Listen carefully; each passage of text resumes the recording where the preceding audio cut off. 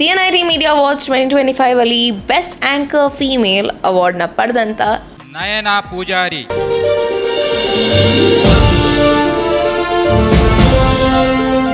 ಇವಾಗಲೂ ಅಷ್ಟೇ ನಮಗೆ ಶಿವಮೊಗ್ಗದ ಬಸ್ಸೆಲ್ಲ ಹೋಗ್ತಿದ್ದೆ ಅನ್ನುವಾಗ ಒಂದು ಫೀಲ್. ಆ K14 ಅಂದರೆ ನಮಗೆಲ್ಲ ಒಂಥರ ಫೀಲ್ ಆಗೋದು, ಅಯ್ಯೋ ನಮ್ಮೂರು ಬಸ್ ಹೋಗ್ತಿದ್ಯಲ್ವಾ. ನಾನು ಓದಿದ್ದೆಲ್ಲ ಗೌರ್ಮೆಂಟ್ ಸ್ಕೂಲಲ್ಲೇ ಓದಿದ್ದು, 10th PU ವರೆಗೂ ಗೌರ್ಮೆಂಟ್ ಸ್ಕೂಲಲ್ಲೇ ಓದಿದ್ದು. ಡಿಗ್ರಿ ಮಾತ್ರ ತೀರ್ಥಹಳ್ಳಿ ತುಂಗ ಕಾಲೇಜಲ್ಲಾಯಿತು. ನಾನು ಜರ್ನಲಿಸಮ್ ಓದೇ ಇಲ್ಲ ಫಸ್ಟ್ ಆಫ್ ಆಲ್. TV 9 ಒಂದು ಪ್ರೋಗ್ರಾಮ್ ಬರ್ತಿತ್ತು, ಹೀಗೂ ಉಂಟೆ ಅಂತ. ಹೌದು, ಆ ಹೀಗೂ ಉಂಟೆನ ಮನೇಲಿ ಸುಮ್ಮನೆ ಹೀಗೂ ಉಂಟೆ ಅಂತ ಮನೇಲಿ ಇಮಿಟೇಟ್ ಮಾಡ್ತಿದ್ವಿ. ಬಟ್ ಸೊ ಆಂಕರಿಂಗ್ ಅನ್ನೋದು ಅವಾಗ್ಲೇ ಸ್ಕೂಲ್ ಕಾಲೇಜಿಂದಾನೇ ಶುರು ಆಯ್ತು. ನೋಡಿ, ಇವ್ರದ್ದು ರೈಟಿಂಗ್ ಚೆನ್ನಾಗಿದೆ, ಇವ್ರನ್ನ ಡೆಸ್ಕಲ್ಲಿ ಯೂಸ್ ಮಾಡ್ಕೊಳ್ಳಿ. ನಾನು 3 months ಡೆಸ್ಕಲ್ಲಿ ಕೆಲಸ ಮಾಡಿದ್ದೆ.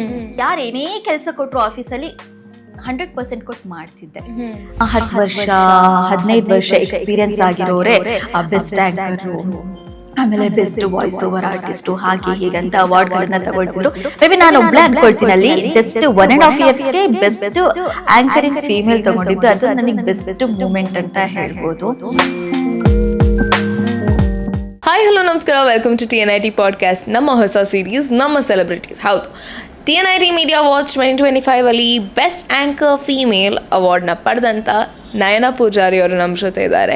ಸೊ ಇವತ್ತು ಅವ್ರ ಹತ್ರ ಮಾತಾಡಿ ಅವರ ಜರ್ನಲಿಸಮ್ ಜರ್ನಿನ ತಿಳ್ಕೊಳ್ಳೋಣ. TNIT South Indian media award 2025 best anchor female award goes to Nayana Poojary.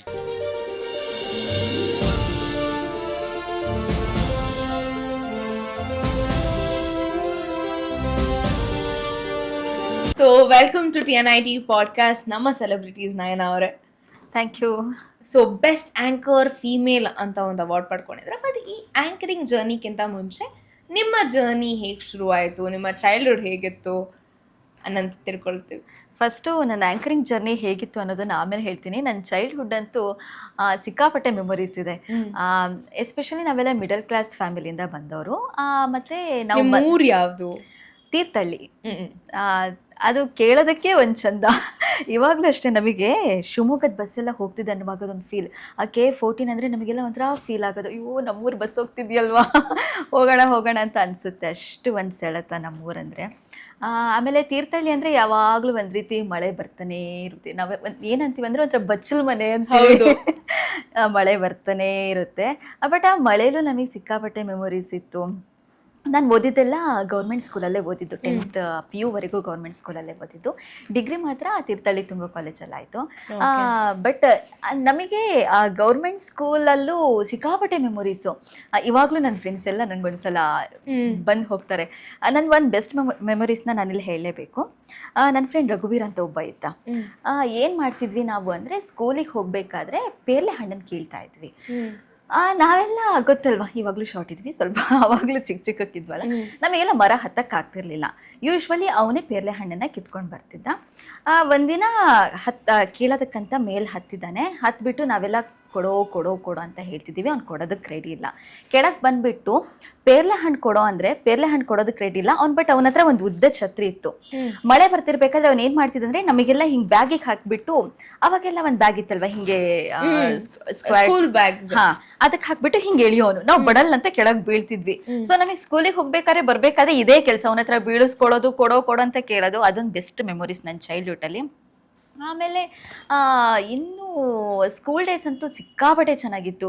ಅದಕ್ಕೆ ನಾನು ಇವಾಗಲೂ ಹೇಳ್ತೀನಿ ತುಂಬ ಜನರಿಗೆ, ಗೌರ್ಮೆಂಟ್ ಸ್ಕೂಲಲ್ಲಿ ಓದಿದ್ರೆ ಮೆಮೊರೀಸ್ ಜಾಸ್ತಿ ಇರುತ್ತೆ. ಅಂದರೆ ಪ್ರೈವೇಟ್ ಸ್ಕೂಲಲ್ಲಿ ಬರೀ ಓದು ಅಂತ ಜಾಸ್ತಿ ಇರುತ್ತೆ ಮಕ್ಕಳಿಗೆ. ಅಂಡ್ ಐ ಥಿಂಕ್ ನೀವು ಬೆಂಗಳೂರಲ್ಲಿ ಓದೋದಕ್ಕಿಂತ ತೀರ್ಥಹಳ್ಳಿಯಲ್ಲಿ ಓದಿದ್ದಕ್ಕೆ ಇನ್ನೂ ಜಾಸ್ತಿ ನೇಚರ್, ಹೌದು, ಸ್ಕೂಲಿಗೆ ಹೋಗಿ ಬರೋ ದಾರಿಗಳು, ಹೌದು, ಆ ಲೈಫ್ ಸ್ಟೈಲೇ ಬೇರೆ ಸಿಕ್ಕಾಪಟ್ಟೆ.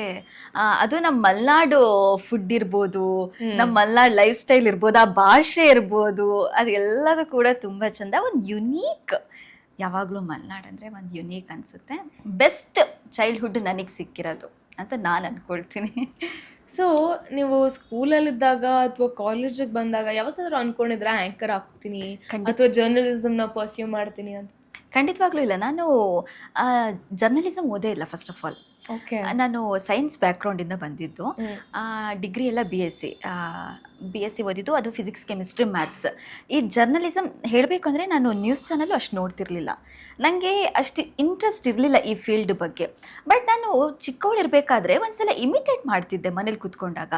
ಇದು ಈಸಿ ಅಲ್ವಾ ಕೆಲಸ, ಇವ್ರೇನು ಸುಮ್ಮನೆ ಏನು ಕೊಡ್ತಾರೆ, ಓದ್ತಾರೆ, ಅಂಥದ್ದು ಏನು ಕಷ್ಟ ಇದೆ ಈ ಕೆಲಸ ಅಂತ ಹೇಳ್ಬಿಟ್ಟು ಮನೇಲಿ ಸುಮ್ಮನೆ ಇಮಿಟೇಟ್ ಮಾಡ್ತಿದ್ದೆ. ಅದು TV9 ಒಂದು ಪ್ರೋಗ್ರಾಮ್ ಬರ್ತಿತ್ತು, ಹೀಗೂ ಉಂಟೆ ಅಂತ. ಹೌದು. ಆ ಹೀಗೂ ಉಂಟೆನ ಮನೇಲಿ ಸುಮ್ಮನೆ ಹೀಗೂ ಉಂಟೆ ಅಂತ ಮನೇಲಿ ಇಮಿಟೇಟ್ ಮಾಡ್ತಿದ್ವಿ. ಬಟ್ ಈ ಫೀಲ್ಡಿಗೆ ಬಂದಿದ್ದು ಮಾತ್ರ ನಾನು ಕಂಪ್ಲೀಟಾಗಿ ಒಂದು ಹೆಂಗೆ ಅಂದರೆ ಅಂದ್ಕೊಂಡಿರಲಿಲ್ಲ ನಾನು ಕೂಡ ಬರ್ತೀನಿ ಅಂತ. ನಾನು BEd ಮಾಡಬೇಕು ಅಂತ ಆಸೆ ಇತ್ತು, ಟೀಚರ್ ಆಗಬೇಕು ಅಂತ ಆಸೆ ಇತ್ತು, MSc ಮಾಡಬೇಕು ಅಂತ ಅಂದ್ಕೊಂಡಿದ್ದೆ. ಬಟ್ ಆ ವರ್ಷ ಮಾಡೋಕ್ಕಾಗಿಲ್ಲ, ಅಕ್ಕನ ಮದುವೆ ಇತ್ತು. ಸೊ 1 ವರ್ಷ ಗ್ಯಾಪ್ ತೊಗೊಂಡು ಸ್ವಲ್ಪ ಮನೇಲಿ ಆರಾಮಾಗಿದ್ದು ಮುಂದಿನ ವರ್ಷದಿಂದ ಓದೋಣ ಅಂತ ಅಂದ್ಕೊಂಡಿದ್ದೆ. ಬಟ್ ಆ ಟೈಮಲ್ಲಿ ಏನು ಸುಮ್ಮನೆ ಕುತ್ಕೊಳ್ಳೋದಕ್ಕಿಂತ ಏನಾದರೂ ಸ್ವಲ್ಪ ಜಾಬಿಗೆ ಹೋಗೋಣ, ನಾನು ಓದೋದಕ್ಕೆ ಒಂದಿಷ್ಟು ಅರ್ನಿಂಗ್ಸ್ ಮಾಡ್ಕೊಳ್ಳೋಣ ಅಂತ ಹೇಳಿಬಿಟ್ಟು ಫಸ್ಟ್ ನಾನು ಹೋಗಿದ್ದು ಯಾವ ಕೆಲಸ ಗೊತ್ತಾ, ಒಂದು ಶೋರೂಮಲ್ಲಿ ಹೋಗಿದ್ದೆ. 1 ಮಂತ್ ನಾನು ಶೋರೂಮಲ್ಲಿ ವರ್ಕ್ ಮಾಡಿದ್ದೆ. ಮನೆ ಹತ್ರನೇ ಇತ್ತು, ಅದು ಸುಮ್ಮನೆ ಒಂದು ಪಾಕೆಟ್ ಮನಿ ಆಗುತ್ತೆ ಅಂತ. ಅಲ್ಲೇ ಕೆಲಸ ಮಾಡ್ತಿರ್ಬೇಕಾದ್ರೆ ನನ್ನ ಸೀನಿಯರ್ ಒಬ್ಬರು ಒಂದು ಪೋಸ್ಟರನ್ನು ಕಳಿಸಿದ್ರು, ಶಿವಮೊಗ್ಗದಲ್ಲಿ ಒಂದು ಲೋಕಲ್ ಚಾನಲಲ್ಲಿ ಈ ಥರ ಓಪನಿಂಗ್ಸ್ ಇದೆ, ಒಂದ್ಸಲ ಅಪ್ಲೈ ಮಾಡು. ಅಂದರೆ ನಾನು ಚಿಕ್ಕ ಇರಬೇಕಾಗಿರುವಾಗಲೂ ಕೂಡ ಸ್ಪೀಚ್ ಮಾಡ್ತಿದ್ದೆ ತುಂಬ ಸ್ಕೂಲ್ಗಳಲ್ಲೆಲ್ಲ. ನಮ್ಮ ಟೀಚರ್ಸ್ ಎಲ್ಲ ಸುಮ್ಮನೆ ಕರೆಯೋರು, ಏನಾದರೂ ಒಂದು ಯಾರಾದರೂ ಇವಾಗ ಸ್ಕೂಲಲ್ಲಿ ಟೀಚರ್ಸ್ ಹೋಗ್ತಾರೆ ಅಂದರೆ ನೈನಬ್ಬ ಒಂದು ಮಾತಾಡು ಅನ್ನೋರು, ಅಥವಾ ಇನ್ನು ಯಾರಾದರೂ ಒಬ್ರು ಬರ್ತಾರೆ ನೈನಬ್ಬ ಮಾತಾಡು ಅನ್ನೋರು. ಸುಮ್ಮನೆ ಹೋಗ್ಬಿಟ್ಟು ಮಾತಾಡ್ತಿದ್ದೆ ನಾನು. ಆ ಥರ ನಂದು ಕ್ಯಾರೆಕ್ಟರು. ಮಾತು ಸ್ವಲ್ಪ ಜಾಸ್ತಿ ಇತ್ತು. ಇದನ್ನ ನೋಡಿಬಿಟ್ಟು ಆಮೇಲೆ ನಾನು ಕಾಲೇಜಲ್ಲಿ ಇರಬೇಕಾದ್ರೆಲ್ಲ ಸ್ಟೇಜ್ ಆ್ಯಂಕರಿಂಗ್ ಎಲ್ಲ ಮಾಡ್ತಿದ್ದೆ. ಆಮೇಲೆ ಬೇರೆ ಡಿಪಾರ್ಟ್ಮೆಂಟ್ ಅವರು ಅವ್ರದ್ದೇನಾದ್ರೂ ಪ್ರೋಗ್ರಾಮ್ ಇತ್ತು ಅಂತ ಹೇಳಿದ್ರು ನನ್ನನ್ನು ಕರೆಯೋರು, ಇದೊಂದು ಮಾಡ್ಕೊಟ್ಬಿಡಿ, ಇದೊಂದು ಆ್ಯಂಕರಿಂಗ್ ಮಾಡ್ಕೊಡಿ. ಸೊ ಆಂಕರಿಂಗ್ ಅನ್ನೋದು ಅವಾಗಲೇ ಸ್ಕೂಲ್ ಕಾಲೇಜಿಂದಾನೇ ಶುರು ಇತ್ತು. ಬಟ್ ನಿಮಗೆ ಗೊತ್ತಿದ್ದಿಲ್ಲ ಯಾವುದೇ ಒಂದು ಪಾಯಿಂಟ್ ಅಲ್ಲೂ ಈ ಒಂದು ಫೀಲ್ಡ್ಗೆ ನ್ಯೂಸ್ ಆಂಕರ್ ಆಗ್ತೀನಂತ ಗೊತ್ತಿರಲಿಲ್ಲ. ಬಹುಶಃ ಸ್ಟೇಜ್ ಆಂಕರ್ ಆಗ್ಬೋದೇನೋ ಅಂತ ಅನ್ಕೊಂಡಿದ್ದೇನು, ಬಟ್ ನ್ಯೂಸ್ ಆಂಕರ್ ಅಂತೂ ಖಂಡಿತವಾಗ್ಲೂ ಅನ್ಕೊಂಡಿರಲಿಲ್ಲ. ಬಟ್ ಆ ಲೋಕಲ್ ಚಾನಲಿಂದ ಸ್ಟಾರ್ಟ್ ಆಗಿದ್ದು, ಅದು ಸುಮ್ಮನೆ 1 ವರ್ಷ ಮಾಡೋಣ ಅಂತ ಸ್ಟಾರ್ಟ್ ಆಗಿದ್ದು. ಅದಾದಮೇಲೆ ಅದು ಒಂಥರ ಚೆನ್ನಾಗಿ ಅನ್ನಿಸ್ತಾ ಹೋಯಿತು. ಒಂಥರ ಪ್ಯಾಷನ್ ಬಿಲ್ಡ್ ಆಯ್ತಲ್ಲ ಆ್ಯಕ್ಚುಲಿ ನನಗೆ. ಅದಾದಮೇಲೆ ಸುವರ್ಣದಲ್ಲಿ ಜಾಬ್ ಸಿಕ್ತು. ಅಲ್ಲಿಂದ ಆ್ಯಕ್ಚುಲ್ ನನ್ನ ಜರ್ನಿ ಸ್ಟಾರ್ಟ್ ಆಗಿತ್ತು. ಸೊ ನಿಮ್ಮ ಜರ್ನಿ ಶುರು ಆಗಿದ್ದು ಸುವರ್ಣದಿಂದ. ಬಟ್ ಇವಾಗ ಒಂದು ಹುಡುಗಿ ಈ ಒಂದು ಪ್ರೊಫೆಷನ್ಗೆ ಬರಬೇಕು ಅಂದರೆ ಫಸ್ಟ್ ಆಫ್ ಆಲ್ ತೀರ್ಥಹಳ್ಳಿಯಿಂದ ಬೆಂಗಳೂರಿಗೆ ಶಿಫ್ಟ್ ಆಗಿ ಇಲ್ಲಿ ಒಂದು ಆ್ಯಂಕರಿಂಗ್, ನ್ಯೂಸ್ ಆ್ಯಂಕರ್ ಆಗಿ ಪ್ರೊಫೆಷನ್ನ ಪಿಕ್ ಮಾಡಬೇಕು ಅಂದಾಗ ತುಂಬ ಕಾನ್ಸ್ಟಿಯನ್ಸ್ಗಳಿರುತ್ತೆ. What with that? ನನಗೆ ಫಸ್ಟ್ ಆಫ್ ಆಲ್ ಮನೇಲೂ ಸಪೋರ್ಟ್ ಇರಲಿಲ್ಲ ಈ ಫೀಲ್ಡಿಗೆ ಬರೋದಕ್ಕೆ. ನನಗೆ ಶಿವಮೊಗ್ಗದಲ್ಲಿ ಕೆಲಸ ಸಿಕ್ಕಿದಾಗ ನನ್ನ ಫ್ಯಾಮಿಲಿ ಬಿಲ್ಕುಲ್ ಒಪ್ಪೇ ಇರಲಿಲ್ಲ. ಬೇಡ ಶಿವಮೊಗ್ಗ ಅಂದರೆ ನಮ್ಮ ಮನೇಲೇ ಕುತ್ಕೊಂಡು ಓದಬೇಕು, ಮನೇಲೇ ಕೆಲಸ ಮಾಡಬೇಕು ಅನ್ನೋ ಮೆಂಟಾಲಿಟಿ. PGಲಿ ಹೋಗೋದಾಗಿರ್ಬೋದು. ನಾನು ಓದನ್ನು ನಿಲ್ಲಿಸೋದಕ್ಕೂ ಕಾರಣ ಕೂಡ ಅದೇ. ನಮ್ಮೂರಲ್ಲಿ BEd ಇತ್ತು, ಅದು ಕ್ಲೋಸ್ ಆಯಿತು. ಕ್ಲೋಸ್ ಆಗಿದ ತಕ್ಷಣ ನಾನು ಶಿವಮೊಗ್ಗಕ್ಕೆ ಹೋಗಬೇಕಿತ್ತು. ಸೊ ಶಿವಮೊಗ್ಗದಲ್ಲಿ ಬೇಡ, 1 ವರ್ಷ ಗ್ಯಾಪ್ ತೊಗೊಂಡು ಮತ್ತೆ ಇಲ್ಲೆಲ್ಲಾದರೂ ಮಾಡೋಣ ಅಂದ್ಕೊಂಡ್ಬಿಟ್ಟು ಹಾಗೆ ಯೋಚನೆ ಮಾಡಿದೆ. ಬಟ್ ಆ ಟೈಮಲ್ಲಿ ಕೆಲಸ ಸಿಕ್ಕಿದಾಗ ಮನೇಲಿ ಕೊರೋನಾ ಬೇರೆ ಬಂದಿತ್ತು ಅವಾಗ, 2020. ನಾನು ಆ್ಯಕ್ಚುಲಿ ಆ ಲೋಕಲ್ ಚಾನಲಿಗೆ ಹೋಗುವಾಗ ಅದನ್ನು ನಾನು ಮೆನ್ಷನ್ ಮಾಡಬೇಕು, ಕನ್ನಡ ಮೀಡಿಯಮ್ ಅಂತ. ಬೆಸ್ಟ್ ಎಕ್ಸ್ಪೀರಿಯನ್ಸ್ ನನಗೆ. ಆವಾಗ ಫ್ಯಾಮಿಲಿ ಇಲ್ಲ, ಪಪ್ಪ ಅಂತೂ ಹೋಗೋದು ಬೇಡವೇ ಬೇಡ, ಯಾವುದೇ ಕಾರಣಕ್ಕೂ ಬೇಡ, ಅಮ್ಮನೂ ಅಷ್ಟೇ ಬೇಡ ಬೇಡ ಬೇಡ ಅಂತಿದ್ರು. ಬಟ್ ನಾನು ಇಲ್ಲ, ನಾನು ಹೋಗ್ತೀನಿ, ನಾನು ಮಾಡ್ತೀನಿ ಅಷ್ಟೇ ಇದ್ದಿತ್ತು. PGಲಿದ್ದೆ, ಹೋದೆ, ಮಾಡಿದೆ, ಕಷ್ಟಪಟ್ಟಿದ್ದೀನಿ, ತುಂಬ ಕಷ್ಟಪಟ್ಟಿದ್ದೀನಿ ಫೀಲ್ಡಲ್ಲಿ, ಅಂದರೆ ನಾನು ಕಲಿಯೋದಕ್ಕೆ. ಬಟ್ ಗೊತ್ತಿಲ್ಲ, ನನಗೆ ಮೇ ಬಿ ಡೆಸ್ಟಿನಿ ಇಲ್ಲೇ ಕರ್ಕೊಂಡು ಬಂದಿತ್ತು ಅಂತ. ಆಮೇಲೆ ಅದು ನನ್ನ ಕೈ ಹಿಡಿತಾ ಹೋಯ್ತು, ಆ್ಯಕ್ಚುಲಿ ಚೆನ್ನಾಗೇ ಕೈ ಹಿಡಿತಾ ಹೋಯಿತು. ಆಮೇಲೆ ನನಗೆ ಬೆಸ್ಟ್ ಆ್ಯಂಕರ್ ಅವಾರ್ಡ್ ಬರೋವರೆಗೂ ನಾನು ಬರ್ತೀನಿ ಅಂತಲೂ ಅಂದ್ಕೊಂಡಿರಲಿಲ್ಲ. ಮಧ್ಯದಲ್ಲೇ ಈ ಫೀಲ್ಡನ್ನ ನಿಲ್ಲಿಸಬೇಕು ಅಂತ ಇದ್ದಿದ್ದು ನಾನು. ಬಟ್ ಇಲ್ಲಿವರೆಗೂ ಕರ್ಕೊಂಡು ಬಂದಿದ್ದೆ. ಸೊ ಆ್ಯಂಕರಿಂಗ್ ಅಂತ ಬಂದಾಗ ನಿಮ್ಮ ಫಸ್ಟ್ ಡೇ ಹೇಗಿತ್ತು ಎಕ್ಸ್ಪೀರಿಯನ್ಸು? ನೀವು ಶುರು ಮಾಡಿದ ಮಾಧ್ಯಮದಲ್ಲಿ ಫಸ್ಟ್ ಸ್ಟೆಪ್ ಏನಾಗಿತ್ತು? ಸ್ಟಾರ್ಟಿಂಗ್ ಆ್ಯಂಕರಿಂಗ್ ಅಂತ ಕೊಟ್ರಾ ಅಥವಾ ನ್ಯೂಸ್ ರಿಪೋರ್ಟಿಂಗ್, ಆನ್ ಗ್ರೌಂಡ್, ನಿಮ್ಮ ಎಕ್ಸ್ಪೀರಿಯನ್ಸ್ಗಳ ಬಗ್ಗೆ? ನಾನು ಲೋಕಲ್ ಚಾನಲಲ್ಲಿ ಮಾಡುವಾಗ ನನಗೆ ಫಸ್ಟ್ ಆ್ಯಂಕರಿಂಗೇ ಕೊಟ್ಟಿದ್ರು. ಅಲ್ಲಿ ಬಂದು 2 ಇಯರ್ಸ್ ಮಾಡಿದ್ದೆ ನಾನು. ಅದಾದಮೇಲೆ ಸುವರ್ಣಕ್ಕೆ ಬಂದಾಗ ಫಸ್ಟಿಗೆ ಆ್ಯಕ್ಚುಲಿ ಅಜಿತ್ ಸರು ಎಡಿಟರ್ ಆಗಿದ್ದು, ಇವಾಗಲೂ ಅವರೇ ಇದ್ದಾರೆ. ಬಟ್ ಅಜಿತ್ ಸರ್ ಏನಂದಿದ್ರು, ನನ್ನ ಪೇಪರ್ ಫಸ್ಟಿಗೆ ನನಗೆ ಇಂಟರ್ವ್ಯೂಗೆ ಬಂದಾಗ ಪೇಪರ್ ಕೊಟ್ಟಿದ್ರಲ್ವ, ಆ ಪೇಪರಲ್ಲಿ ನನಗೆ ರೈಟಿಂಗ್ ಸ್ವಲ್ಪ ಚೆನ್ನಾಗಿತ್ತು, ಚೆನ್ನಾಗಿ ಬರೆದಿದ್ದೆ. ಕೊಟ್ಟಿರೋ ಅಷ್ಟು ಕ್ವಶನ್ಸ್ಗೂ ಎಲ್ಲ ಕ್ವಶನ್ಸ್ಗೂ ಕರೆಕ್ಟಾಗಿ ಆನ್ಸರ್ ಮಾಡಿದ್ದೆ. ಆಮೇಲೆ ತುಂಬ ಚೆನ್ನಾಗಿ ಡೀಟೇಲ್ಡಾಗಿ ಬರೆದಿದೆ ಎಲ್ಲದನ್ನು. ಅದನ್ನು ನೋಡಿಬಿಟ್ಟು ಅಜಿತ್ ಸರಿಗೆ ಖುಷಿಯಾಗಿತ್ತು ಅನಿಸುತ್ತೆ. ಅವ್ರು ಕರೆದಾಗ ಇಂಟರ್ವ್ಯೂ ಕರೆದಾಗ ಹೇಳಿದರು, ಶೋಭಾ ಮೇಡಮ್ ಇದ್ದರು, ಇವಾಗ ರಿಪಬ್ಲಿಕ್ ಕನ್ನಡದಲ್ಲಿ ಎಡಿಟರ್ ಆಗಿದ್ರಲ್ವ, ಅವ್ರನ್ನ ಕರೆದ್ಬಿಟ್ಟು ಹೇಳಿದರು, ನೋಡಿ ಇವ್ರದ್ದು ರೈಟಿಂಗ್ ಚೆನ್ನಾಗಿದೆ, ಇವರನ್ನ ಡೆಸ್ಕಲ್ಲಿ ಯೂಸ್ ಮಾಡ್ಕೊಳ್ಳಿ. ನಾನು 3 months ಡೆಸ್ಕಲ್ಲಿ ಕೆಲಸ ಮಾಡಿದ್ದೆ. ಅದು ಆ್ಯಕ್ಚುಲಿ ನಂದು ಹಾರ್ಡೆಸ್ಟ್ ಟೈಮ್ ಅಂತ ಹೇಳ್ಬೋದು. ಯಾಕಂದರೆ ನಾನು ಆ ಡೆಸ್ಕಲ್ಲೂ ವರ್ಕ್ ಮಾಡ್ತಿದ್ದೆ, ಪ್ಲಸ್ ಅಲ್ಲಿ ಜಾತಕ ಫಲ ಅಂತ ಕೊಡ್ತಿದ್ರು. 2 ಶಿಫ್ಟ್ ಮಾಡ್ತಿದ್ದೆ ನಾನು ಸುವರ್ಣದಲ್ಲಿ. 8 ಗಂಟೆಗೆ ಬಂದರೆ ಸಂಜೆ 4:15 5 ಗಂಟೆಗೆ ಹೋಗ್ತಿದ್ದೆ. ಆಮೇಲೆ ವಾಯ್ಸ್ ಓವರ್ಸ್ ಎಲ್ಲ ಕೊಡ್ತಿದ್ರು. 6 ಗಂಟೆಗೆ ಮುಗಿಸ್ಕೊಂಡು ಹೋಗಿ ಮತ್ತೆ ರಾತ್ರಿ 9 ಗಂಟೆಗೆ ಬರ್ತಿದ್ದೆ. 9ಕ್ಕೆ ಬಂದುಬಿಟ್ಟು 11:30 ತನಕ ಇದ್ದು ಹೋಗಿ ಮತ್ತೆ ಮಾರನೇ ದಿನ ಬರ್ತಿದ್ದೆ. ಬಟ್ ಅದು ಏನಾಯಿತು, ನಾನು ಅಷ್ಟು ಕಷ್ಟಪಟ್ಟಿದ್ದಕ್ಕೆ ಆಮೇಲೆ ನನಗೆ ಒಂದು ಒಳ್ಳೆ ಬೇಸ್ಮೆಂಟ್ ಸಿಕ್ತು ಆ ಒಂದಿಷ್ಟು ಟೈಮ್ ಕಾಲ. ಯಾರು ಏನೇ ಕೆಲಸ ಕೊಟ್ಟರು ಆಫೀಸಲ್ಲಿ 100% ಕೊಟ್ಟು ಮಾಡ್ತಿದ್ದೆ. ಸೊ ಅದೆಲ್ಲರೂ ಖುಷಿ ಪಡ್ತಿದ್ರು. ಫಸ್ಟ್ ನಾನಲ್ಲಿ ಡೆಸ್ಕಲ್ಲಿ ವರ್ಕ್ ಮಾಡಿದ್ದು, 3 months ಡೆಸ್ಕಲ್ಲಿ ವರ್ಕ್ ಮಾಡಿದೆ. ಅದಾದಮೇಲೆ ಆ್ಯಂಕರಿಂಗ್ ಸಿಕ್ತು. ಅದಾದಮೇಲೆ ಅಲ್ಲಿ 1.5 ವರ್ಷ ಕೆಲಸ ಮಾಡಿ ಆಮೇಲೆ ಪಬ್ಲಿಕ್ ಟಿವಿಲಿ ಈಗ ನನ್ನ ಜರ್ನೀಸ್ ಹೋಗ್ತಾ ಇದೆ. ಮತ್ತು ಇನ್ನೊಂದು ಏನು ಗೊತ್ತಾ, ನನಗೆ ತುಂಬ ಖುಷಿಯಾಗಿದ್ದು, ನಾನು TNIT ಅವಾರ್ಡ್ ತೊಗೊಳಕ್ಕೆ ಬಂದಾಗ ಎಲ್ಲರೂ ಕೂಡ 10 ವರ್ಷ 15 ವರ್ಷ ಎಕ್ಸ್ಪೀರಿಯನ್ಸ್ ಆಗಿರೋರೆ ಬೆಸ್ಟ್ ಆ್ಯಂಕರು, ಆಮೇಲೆ ಬೆಸ್ಟ್ ವಾಯ್ಸ್ ಓವರ್ ಆರ್ಟಿಸ್ಟು, ಹಾಗೆ ಹೀಗಂತ ಅವಾರ್ಡ್ಗಳನ್ನು ತಗೊಳ್ತಿದ್ರು. ಮೇ ಬಿ ನಾನು ಒಬ್ಬಳೇ ಅಂದ್ಕೊಳ್ತೀನಿ, ಅಲ್ಲಿ ಜಸ್ಟ್ 1.5 yearsಗೆ ಬೆಸ್ಟ್ ಆ್ಯಂಕರ್ ಇನ್ ಫೀಮೇಲ್ ತೊಗೊಂಡಿದ್ದು. ಅದೊಂದು ನನಗೆ ಬೆಸ್ಟ್ ಮೂಮೆಂಟ್ ಅಂತ ಹೇಳ್ಬೋದು. ಅದು ಚೆನ್ನಾಗಿತ್ತು ಒಂಥರ. ಸೊ ಅವಾರ್ಡ್ಸ್ ಅನ್ನೋದಕ್ಕಿಂತ ಮುಂಚೆ ಸೊ ನೀವು ಸುವರ್ಣಲ್ಲಿ ವರ್ಕ್ ಮಾಡೋಕ್ಕೆ ಶುರು ಮಾಡಿದಾಗ ತೀರ್ಥಹಳ್ಳಿಯಲ್ಲಿ ಅಥವಾ ಶಿವಮೊಗ್ಗದಲ್ಲಿ ವರ್ಕ್ ಮಾಡ್ತಿದ್ದಂಥ ಒಂದು ನ್ಯೂಸ್ ಚಾನೆಲ್ ಇದ್ದಿದ್ದ ಎಕ್ಸ್ಪೀರಿಯನ್ಸಿಗೂ ಇಲ್ಲಿ ಬಂದು ವರ್ಕ್ ಮಾಡೋತ್ತಿಗೆ ಇದ್ದಿದ್ದ ಎಕ್ಸ್ಪೀರಿಯನ್ಸು, ಚಾಲೆಂಜಸ್ಸು ಏನಾದರೂ ಶೇರ್ ಮಾಡೋಕ್ಕೆ ಇಷ್ಟಪಡ್ತೀರಾ? ಖಂಡಿತ. ಲೋಕಲ್ ಚಾನಲಲ್ಲಿ ಏನು ಗೊತ್ತಾ, ನಮಗೆ ಶಿಫ್ಟ್ ಇರ್ತಿರ್ಲಿಲ್ಲ, ಒಂದೇ ಶಿಫ್ಟಿಗೆ ಬಂದು ಹೋಗ್ತಿದ್ವಿ. ಇಲ್ಲಿ ಶಿಫ್ಟ್ ವೈಸ್ ನಾವು ಕೆಲಸ ಮಾಡಬೇಕಿತ್ತು. ಪ್ಲಸ್ ಅಲ್ಲಿ ಮತ್ತು ಇಲ್ಲಿಗೆ ಕಂಪ್ಲೀಟ್ ಚೇಂಜ್. ನಾವು ನ್ಯೂಸ್ ರೀಡಿಂಗ್ ಮಾಡೋದಾಗಿರ್ಬೋದು, ನ್ಯೂಸ್ ಓದೋ ಸ್ಟೈಲ್ ಆಗಿರ್ಬೋದು, ನಾವು ಯಾವ ರೀತಿ ನ್ಯೂಸ್ಗಳನ್ನು ತಗೊಳ್ತೀವಾಗಿರ್ಬೋದು, ಆಮೇಲೆ ನಾವು ಯಾವ ಆ್ಯಂಗಲಲ್ಲಿ ನ್ಯೂಸ್ಗಳನ್ನು ನೋಡ್ತೀವಿ ಅನ್ನೋದಾಗಿರ್ಬೋದು. ಇವಾಗ ನೀವು ಒಂದು ಆ್ಯಂಗಲಲ್ಲಿ ನ್ಯೂಸನ್ನು ನೋಡ್ಬೋದು, ಬಟ್ ನಾನೇ ಇನ್ನೊಂದು ಆ್ಯಂಗಲಲ್ಲಿ ನೋಡ್ಬೋದು. ಅದನ್ನು ಪರ್ಸ್ಪೆಕ್ಟಿವ್ಸ್ ಬೇರೆ ಬೇರೆ ಬೇರೆ ಇರುತ್ತೆ. ನಾವು ಯಾವ ಆ್ಯಂಗಲಲ್ಲಿ ಒಂದು ಸುದ್ದಿನ ನೋಡ್ತೀವಿ ಅನ್ನೋದು ತುಂಬಾ ಇಂಪಾರ್ಟೆಂಟ್ ಆಗುತ್ತೆ. ಅದೇ ನಮಗೆ ಕೆಲವೊಂದು ಟೈಮಲ್ಲಿ ಏನೋ ಒಬ್ಬರು ಒಂದು ಹೇಳಿಕೆ ಕೊಟ್ಟಿರ್ತಾರೆ, ಆಯಿತಾ, ಸುಮ್ಮನೆ ನಾವು ಒಂದು ಕೊಟ್ಟಿದ್ದಾರೆ ಅಂತ ನೋಡಿದರೆ ಅದು ಜಸ್ಟ್ ಒಂದು ನ್ಯೂಸ್ ಆಗಿ ಹೋಗುತ್ತೆ. ಅದು ಯಾವಾಗ ಹೈಪ್ ಆಗುತ್ತೆ ಅಂದರೆ ಅವು ಯಾವ ಆ್ಯಂಗಲಲ್ಲಿ ಹೇಳಿದ್ದಾರೆ, ಯಾಕೆ ಹೇಳಿದ್ದಾರೆ, ಅದು ನೋಡಿದಾಗ ಅದು ಹೈಪ್ ಸ್ಟೋರಿ ಆಗುತ್ತೆ. ಇವಾಗ ಒಂದು ನ್ಯೂಸ್ ಓದೋತ್ತಿಗೆ what is the biggest challenge ಒಬ್ಬರ ಆ್ಯಂಕರಿಗೆ? ನಮಗೆ ನಾವು ಯಾವುದನ್ನು ಹೀಗೆ ಹೇಳ್ತೀವಿ ಅಥವಾ ಹೀಗೆ ಓದ್ತೀವಿ ಅಂತ ಅಂದ್ಕೊಂಡು ಹೋಗೋದಕ್ಕೆ ಸಾಧ್ಯನೇ ಇಲ್ಲ. ಪ್ರತಿದಿನ ಕೂಡ ನಮಗೊಂದೊಂದು ಚಾಲೆಂಜ್ ಆಗಿರುತ್ತೆ. ಇವಾಗ ನಾನೊಂದು ಕೂತಿರ್ತೀನಿ, ಏನೋ ಒಂದು ದೊಡ್ಡ ಬ್ರೇಕ್ ಆಗ್ಬೋದು ಸುದ್ದಿ, ಅದನ್ನು ನಾನು ಹೇಗೆ ತಗೊಳ್ತೀನಿ ಅನ್ನೋದೇ ನನಗೆ ಚಾಲೆಂಜು. ಮ್ಯಾನೇಜ್ ಮಾಡ್ತೀನೋ ಅಥವಾ ತುಂಬ ವಾವ್ ಅನ್ನೋ ಹಾಗೆ ಮಾಡ್ತೀನೋ, ಅಥವಾ ಇಲ್ಲ ಜಸ್ಟ್ ಇವಳು ಕೊಟ್ಟರೆ ಒಂದು ಮ್ಯಾನೇಜ್ ಮಾಡ್ಕೊಂಡು ಬರ್ತಾಳೆ ಆ ಥರ ಮಾಡ್ತೀನೋ, ಅದೇ ನಮಗೆ ಚಾಲೆಂಜು. ಪ್ಲಸ್ ಇವಾಗ ಕ್ಯಾಮ್ರಾ ಫೇಸ್ ಮಾಡೋದಿದೆಯಲ್ವಾ, ಸ್ಟಾರ್ಟಿಂಗ್ ಡೇಸಲ್ಲಿ ಅದೇ ನಮಗೆ ದೊಡ್ಡ ಚಾಲೆಂಜು. ನಾವೇನೋ ತಲೆಗೆ ತುಂಬ ಪ್ರಿಪೇರ್ ಆಗಿ ಹೋಗಿರ್ತೀವಿ, ಅಥವಾ ತುಂಬ ಓದ್ಕೊಂಡು ಹೋಗಿರ್ತೀವಿ, ಅಥವಾ ಇನ್ನೇನೋ ಹೇಳ್ಬೇಕು ಅಂದ್ಕೊಂಡಿರ್ತೀವಿ. ಒಂದು ಸೈಡ್ ನಾವು ಕ್ಯಾಮ್ರಾ ನೋಡಿದ ತಕ್ಷಣ ಎಲ್ಲ ಬ್ಲ್ಯಾಂಕ್ ಆಗಿಬಿಡುತ್ತೆ ಸ್ಟಾರ್ಟಿಂಗ್ ಡೇಸಲ್ಲಿ. ಬಟ್ ಆಮೇಲೆ ಆಮೇಲೆ ಆಮೇಲೆ ಅದೇ ನಮಗೆ ಫ್ರೆಂಡು. ಯಾವತ್ತಾದ್ರೂ ಬೈಸ್ಕೊಂಡಿರೋದಿದೆಯಾ ಆನ್ ಕ್ಯಾಮ್ರಾ ಕರೆಕ್ಟಾಗಿ ನ್ಯೂಸ್ ಓದದೇ ಇರೋದು? ಕ್ಯಾಮ್ರಾ ಇಲ್ಲ, ಅಂದರೆ ಆನ್ ಕ್ಯಾಮ್ರಾ ಅಂದರೆ ನಾಟ್ ಲಿಟ್ರಲಿ, ಅಂದರೆ ಯಾವತ್ತಾದ್ರೂ ಬೈಸ್ಕೊಂಡಿರೋದಿದೆಯಾ? ಕ್ಯಾಮ್ರಾ ಮುಂದೆ ಹೋಗೋತ್ತಿಗೆ ಫುಲ್ ಪ್ರಿಪೇರ್ಡ್ ಆಗಿ ಹೋಗ್ಬಿಟ್ಟು ಅಲ್ಲಿ ಹೋಗ್ಬಿಟ್ಟು ಶೇಟ್ ಮಿಸ್ ಮಾಡ್ಕೊಂಡೆ ಅಂತ ಅನ್ಕೊಂಡೆ. ಹಾಗಿಲ್ಲ, ನನ್ನ ಸುವರ್ಣದಲ್ಲಿ ಶೋಭಾ ಮೇಡಮ್ ಹತ್ರನೇ ನಾನು ಬೈಸ್ಕೊಂಡಿದ್ದು ಒಂದ್ಸಲ. ಯಾಕಂದರೆ ನಮ್ಮದು ಲೋಕಲ್ ಚಾನಲಲ್ಲಿ ಸ್ವಲ್ಪ ನಿಧಾನವಾಗಿ ನ್ಯೂಸ್ ಓದೋದಿತ್ತು. ಬಟ್ ಸುವರ್ಣದ ಫಾರ್ಮೇಟ್ ಚೇಂಜ್ ಇದೆ, ಸ್ವಲ್ಪ ಜೋರಾಗಿ ಓದಬೇಕು, ಆಮೇಲೆ ಎಲ್ಲದೂ ಸ್ವಲ್ಪ ಜೋರಾಗೆ ಹೇಳಬೇಕು ಸುವರ್ಣದಲ್ಲಿ. ನನಗೆ ಫಸ್ಟು ನಾನು ಲೈವ್ ಸಿಕ್ಕಿದ್ದು ನನಗೆ ಏಕಾದಶಿ ದಿನ ವೆಂಕಟೇಶ್ವರ ಸ್ವಾಮಿದು ಪೂಜೆದು ಲೈವ್ ಸಿಕ್ಕಿತ್ತು. ಆವತ್ತು ನಾನೇನು ಡಿವೋಷ್ನಲ್ ಪ್ರೋಗ್ರಾಮ್ ಅಲ್ವಾ, ಸೊ ಸ್ವಲ್ಪ ಸ್ಲೋಲಿ ಓದ್ತಾ ಇದ್ದೆ. ಹೊರಗಡೆ ಬಂದ ತಕ್ಷಣ ಶೋಭಾ ಮೇಡಮ್ ಹತ್ರ ಕೇಳಿದೆ, ಮೇಡಮ್ ನ್ಯೂಸ್ ಹೇಗಾಯಿತು ಅಂತ. ಅವರೊಂದೇ ಸಲ ಬ್ಲಾಸ್ಟ್, ಹೀಗೆ ಓದಿದ್ರೆ ಆಗಲ್ಲ, ಜೋರಾಗಿ ಓದಬೇಕು. ಆಮೇಲೆ ತುಂಬ ಚೆಂದ ಗೈಡ್ ಮಾಡೋರು ಅವರು ನಮಗೆ. ಅವ್ರು ಬೈದರೂ ಕೂಡ ನಮಗೆ ಆಮೇಲೆ ನಾವು ಯೋಚನೆ ಮಾಡಿದಾಗ ಕರೆಕ್ಟ್ ಅಲ್ವಾ, ನಾವು ಹೀಗೆ ಓದಬೇಕಿತ್ತಲ್ವಾ. ನನ್ನನ್ನು ಕರೆದ್ಬಿಟ್ಟು ಹೇಳಿದರು ಒಂದು ಸಲ ಅವರು, ನೋಡು ನೀನು ಇದೇ ಥರ ನಿಧಾನಕ್ಕೆ ಓದಿದ್ರೆ ನೋಡು, ಜೋರಾಗಿ ಓದಬೇಕು ನೀನು. ಆಮೇಲೆ ಕ್ವಶನ್ಸ್ ಕೇಳುವಾಗಲೂ ಅಷ್ಟೇ ಸ್ಟ್ರೈಟಾಗಿ ಕ್ವಶನ್ಸ್ ಕೇಳಬೇಕು, ಏನೇ ಕ್ವಶನ್ಸ್ ಕೇಳೋದಿದ್ರು ತುಂಬ ಸ್ಟ್ರೈಟಾಗಿ ಕ್ವಶನ್ ಕೇಳಬೇಕು, ಹೂ ಅಂತೆಲ್ಲ ಹೇಳಬಾರ್ದು ಅಂತೆಲ್ಲ ಒಂದು ಸಲ ಕರೆದ್ಬಿಟ್ಟು ನನಗೆ ತುಂಬ ಹೇಳಿದರು. ಅದಾದಮೇಲೆ ನೆಕ್ಸ್ಟ್ ಡೇಯಿಂದನೇ ನಾನು ಸಿಕ್ಕಾಪಟ್ಟೆ ಇಂಪ್ರೂವ್ ಮಾಡಿಕೊಂಡೆ. ಅದಾಗಿ ಸ್ವಲ್ಪ ಟೈಮಿಗೆ ನನಗೆ ಅವಾರ್ಡ್ ಬಂದಿತ್ತು. ಸೊ ನಾನು ಅವರನ್ನ ಯಾವಾಗಲೂ ಮರೆಯೋದಕ್ಕೆ ಸಾಧ್ಯ ಇಲ್ಲ. ಆಮೇಲೆ ಅಜಿತ್ ಸರು ತುಂಬ ಸಪೋರ್ಟಿವ್, ಭಾವನಾ ಮೇಡಮ್ ಕೂಡ ತುಂಬ ಸಪೋರ್ಟಿವ್.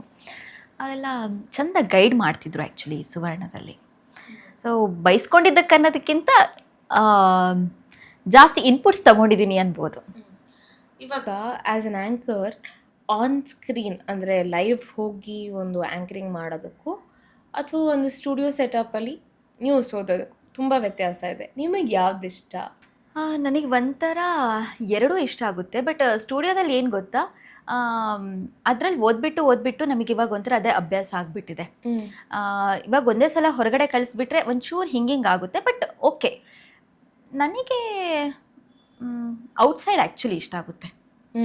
ಆನ್ ಗ್ರೌಂಡ್ ಹೋಗ್ಬಿಟ್ಟು ಹೌದು ಹೌದು. ಸೊ ನಿಮಗೆ ಆನ್ ಗ್ರೌಂಡ್ ರಿಪೋರ್ಟಿಂಗ್ ಅಂದರೆ ಇನ್ನೂ ಜಾಸ್ತಿ ಇಷ್ಟ ಆಗುತ್ತೆ. ಇಲ್ಲಿ ಬರೀ ಒಂದು 4 ಗೋಡೆಗಳ ಮಧ್ಯೆ ಓದೋದಕ್ಕಿಂತ ಅಲ್ಲಿ ತುಂಬ ಜನ ನೋಡ್ತೀವಿ, ಜಾಸ್ತಿ ನಮಗೆ ಗೊತ್ತಾಗುತ್ತೆ. ಸೊ ನನಗೆ ಹೊರಗಡೆ ಹೋಗಿ ಯಾವ್ದಾದ್ರು ಒಂದು ಎಕ್ಸ್ಪೀರಿಯನ್ಸ್ ನಮ್ಮ ಆಡಿಯನ್ಸ್ ಜೊತೆ ಶೇರ್ ಮಾಡೋದಕ್ಕೆ. ಆ್ಯಕ್ಚುಲಿ ನಾವು ಈ RCB ಮ್ಯಾಚ್ಗಳಿರ್ಬೋದು, ಆಮೇಲೆ ಏನಾದರೂ ಕ್ರಿಕೆಟ್ ಅಥವಾ ಏನಾದರೂ ಮೇಜರ್ ಆದಾಗ ನಮ್ಗಳನ್ನೆಲ್ಲ ರಿಪೋರ್ಟಿಂಗಿಗೆ ಕಳಿಸ್ತಿದ್ರು ಸುವರ್ಣದಲ್ಲಿ. ಅದು ತುಂಬ ಬೆಸ್ಟ್ ಇರ್ತಿತ್ತು. ಆಮೇಲೆ ಅಲ್ಲಿ ಮಕ್ಳುಗಳೆಲ್ಲ ಇರ್ತಿದ್ರಲ್ವ, ಅವ್ರ ಜೊತೆ ಕುತ್ಕೊಂಡು ಚಿಯರ್ ಅಪ್ ಮಾಡೋದು, ಆಲ್ ದಿ ಬೆಸ್ಟ್ ಅಂತೆಲ್ಲ ಅವರೆಲ್ಲ ಹೇಳೋದು, ಅದೆಲ್ಲ ತುಂಬ ಚೆನ್ನಾಗಿ ಅನ್ನಿಸ್ತಿತ್ತು. ಆಮೇಲೆ ಅಲ್ಲಿ ಟೈಮ್ ಹೋಗಿದ್ದೇ ಗೊತ್ತಾಗಲ್ಲ ನಮಗೆ.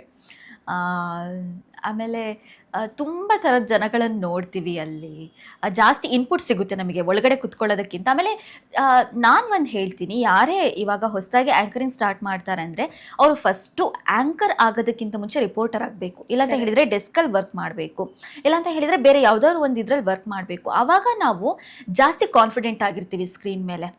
ಆಮೇಲೆ ರಿಪೋರ್ಟಿಂಗ್ ಆಗಿದ್ದಾಗ ಏನು ಗೊತ್ತಾ, ನಮಗೆ ಇವಾಗ ನಾವು ಸ್ಟುಡಿಯೋದಲ್ಲಿ ಕುತ್ಕೊಂಡು ಹೀಗಾಗಿರ್ಬೋದು ಅಂತ ಗೆಸ್ ಮಾಡೋದು ಒಂದು ಪರ್ಸ್ಪೆಕ್ಟಿವ್ ಆಗಿದ್ರೆ, ಬಟ್ ನಾವು ಗ್ರೌಂಡಲ್ಲಿ ಹೋಗಿದ್ದಾಗ ನಮಗೆ ಆ್ಯಕ್ಚುಲಿ ಏನಾಗಿರುತ್ತೆ ಅನ್ನೋದು ನಮಗೆ ಗೊತ್ತಿರುತ್ತೆ. ನಾವೊಬ್ಬರು ರಿಪೋರ್ಟರಿಗೆ ಕ್ವಶನ್ ಕೇಳುವಾಗ ನಾವೇ ಅಲ್ಲಿ ಕೆಲಸ ಮಾಡಿದಾಗ ನಮಗೆ ಅದು ಇನ್ನೂ ಈಸಿ ಆಗುತ್ತೆ. ಆಮೇಲೆ ನಾವು ನ್ಯೂಸ್ಗಳನ್ನು ತಿಳ್ಕೊಳ್ಳೋದಕ್ಕೆ ತುಂಬ ಈಸಿ ಆಗುತ್ತೆ ಅಂತ ನನಗೆ ಅನಿಸುತ್ತೆ. ಸೊ ಫಸ್ಟು ರಿಪೋರ್ಟಿಂಗ್ ಮಾಡಿ ಆಮೇಲೆ ಆ್ಯಂಕರ್ ಆಗೋದು ಬೆಸ್ಟು. ಆವಾಗ ಅವರು ಸೋಲೋದು ತುಂಬ ಕಡಿಮೆ, ಅಂದರೆ ಫೇಲ್ ಆಗೋದು ತುಂಬ ಕಡಿಮೆ ಈ ಫೀಲ್ಡಲ್ಲಿ ಆ್ಯಂಕರ್ ಆಗಿ. ಎಸ್ಪೆಷಲಿ ಪ್ರತಿಮಾ ಮೇಡಮ್ ಆಗಿರ್ಬೋದು, ಇವಾಗ TV9 ಆ್ಯಂಕರ್ ಪ್ರತಿಮಾ ಮೇಡಮ್ ಇದ್ದಾರಲ್ವ, ಅವ್ರ ಫ್ಲೋ ವಾವ್.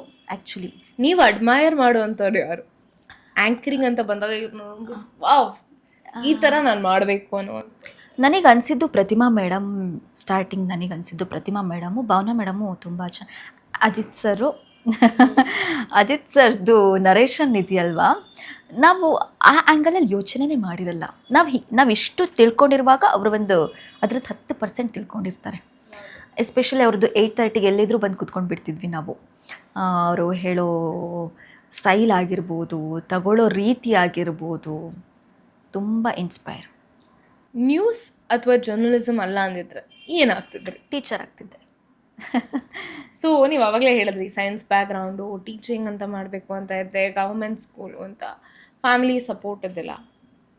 ಬೆಂಗಳೂರಿಗೆ ಬಂದಾಗ ಈ ಒಂದು ಫೀಲ್ಡಲ್ಲಿ ಒಂದು ಹುಡುಗಿಗೆ ತುಂಬ ಸ್ಟ್ರಗಲ್ಸ್ ಆಗಿರುತ್ತೆ. ಅದ್ರ ಬಗ್ಗೆ ಮಾತಾಡಬೇಕು ಅಂದರೆ ಇಲ್ಲಿವರೆಗೂ ಈ ಒಂದು ಜರ್ನಿಯಲ್ಲಿ ನಿಮ್ಮನ್ನ ನೀವು ಹೆಂಗೆ ಮುಂದೆ ತಳ್ಕೊಂಡು ಹೋಗ್ತಿದ್ದೀರ? ಅಂದರೆ ನನಗೆ ಸುವರ್ಣದಲ್ಲಿ ಕೆಲಸ ಆದಾಗ, ಅಂದರೆ ನಮ್ಮ ಅಪ್ಪ ಅಮ್ಮನಿಗೆ ಒಂದು ಭಯ ಇದ್ದಿದ್ದು ಬೆಂಗಳೂರು ಅಂದರೆ. ನಮ್ಮ ಅಕ್ಕ ಒಂದ್ಸಲ ಬೆಂಗಳೂರಿಗೆ ಬಂದುಬಿಟ್ಟು ಅವಳಿಗೆ ಹೆಲ್ತ್ ಇಶ್ಯೂಸ್ ಆಗಿ ಅವಳು ವಾಪಸ್ ಹೋಗಿದ್ಲು. ಹಾಗಾಗಿ ಮತ್ತೆ ನನ್ನ ಕಳಿಸೋದಕ್ಕೆ ಅವರಿಗೆ ಪೇರೆಂಟ್ಸಿಗೆ ಭಯ ಇದ್ದಿದ್ದು. ಅದು ಬಿಟ್ಟರೆ ನನಗೆ ಈ ಜರ್ನಿಲಿ ಬಂದಮೇಲೆ ತುಂಬ ಸಪೋರ್ಟ್ ಮಾಡ್ತಾರೆ. ಬಟ್ ಬರೋದಕ್ಕಿಂತ ಮುಂಚೆ ಬೇಡ ಹೋಗೋದು, ಭಯ ಅವರಿಗೆ, ಬೇಡ ಅನ್ನೋ ಥರ ಭಯ. ನಾನು ಬೆಂಗಳೂರಿಗೆ ಬರ್ತಾ ನಮ್ಮಪ್ಪ ನನ್ನ ಹತ್ರ ಮಾತಾಡ್ತಿರ್ಲಿಲ್ಲ. ಹೆಚ್ಚು ಕಡಿಮೆ ನಾನು ಬಸ್ಸಿಗೆ ಬಿಡೋದಕ್ಕೆ ಬಂದಿದ್ರು, ಆವಾಗ ಅವರು ನನ್ನ ಹತ್ರ ಮಾತಾಡ್ತಿರ್ಲಿಲ್ಲ. ಒಂದು ಕಡೆ ಏನು ಗೊತ್ತಿಲ್ದಿರೋ ಊರಿಗೆ ಬರ್ತಾ ಇದ್ದೀನಿ, ಬೆಂಗಳೂರು ಅಂದರೆ ನನಗೂ ಕೂಡ ಭಯ ಇತ್ತು. ನಾನು ಅಮ್ಮನ ಹತ್ರ ಹೇಳಿ ಬಂದಿದ್ದಿಷ್ಟೇ, ಅಮ್ಮ ನಾನು 3 ಮಂತ್ಸಿಗೆ ವಾಪಸ್ ಬರ್ತೀನಿ, ನೀವೇನು ಹೆದರ್ಕೋಬೇಡಿ. ನನಗೆ ಇದ್ದಿದ್ದೇನು, ನನಗೆ ಈ ಸ್ಟೇಟ್ ಚಾನಲಲ್ಲಿ ವರ್ಕ್ ಮಾಡಬೇಕು ಅನ್ನೋದಿತ್ತು, ಇದರಲ್ಲೇ ಕಂಪ್ಲೀಟ್ ಎಕ್ಸ್ಪೀರಿಯನ್ಸ್ ತಗೋಬೇಕು ಅನ್ನೋದಿತ್ತು.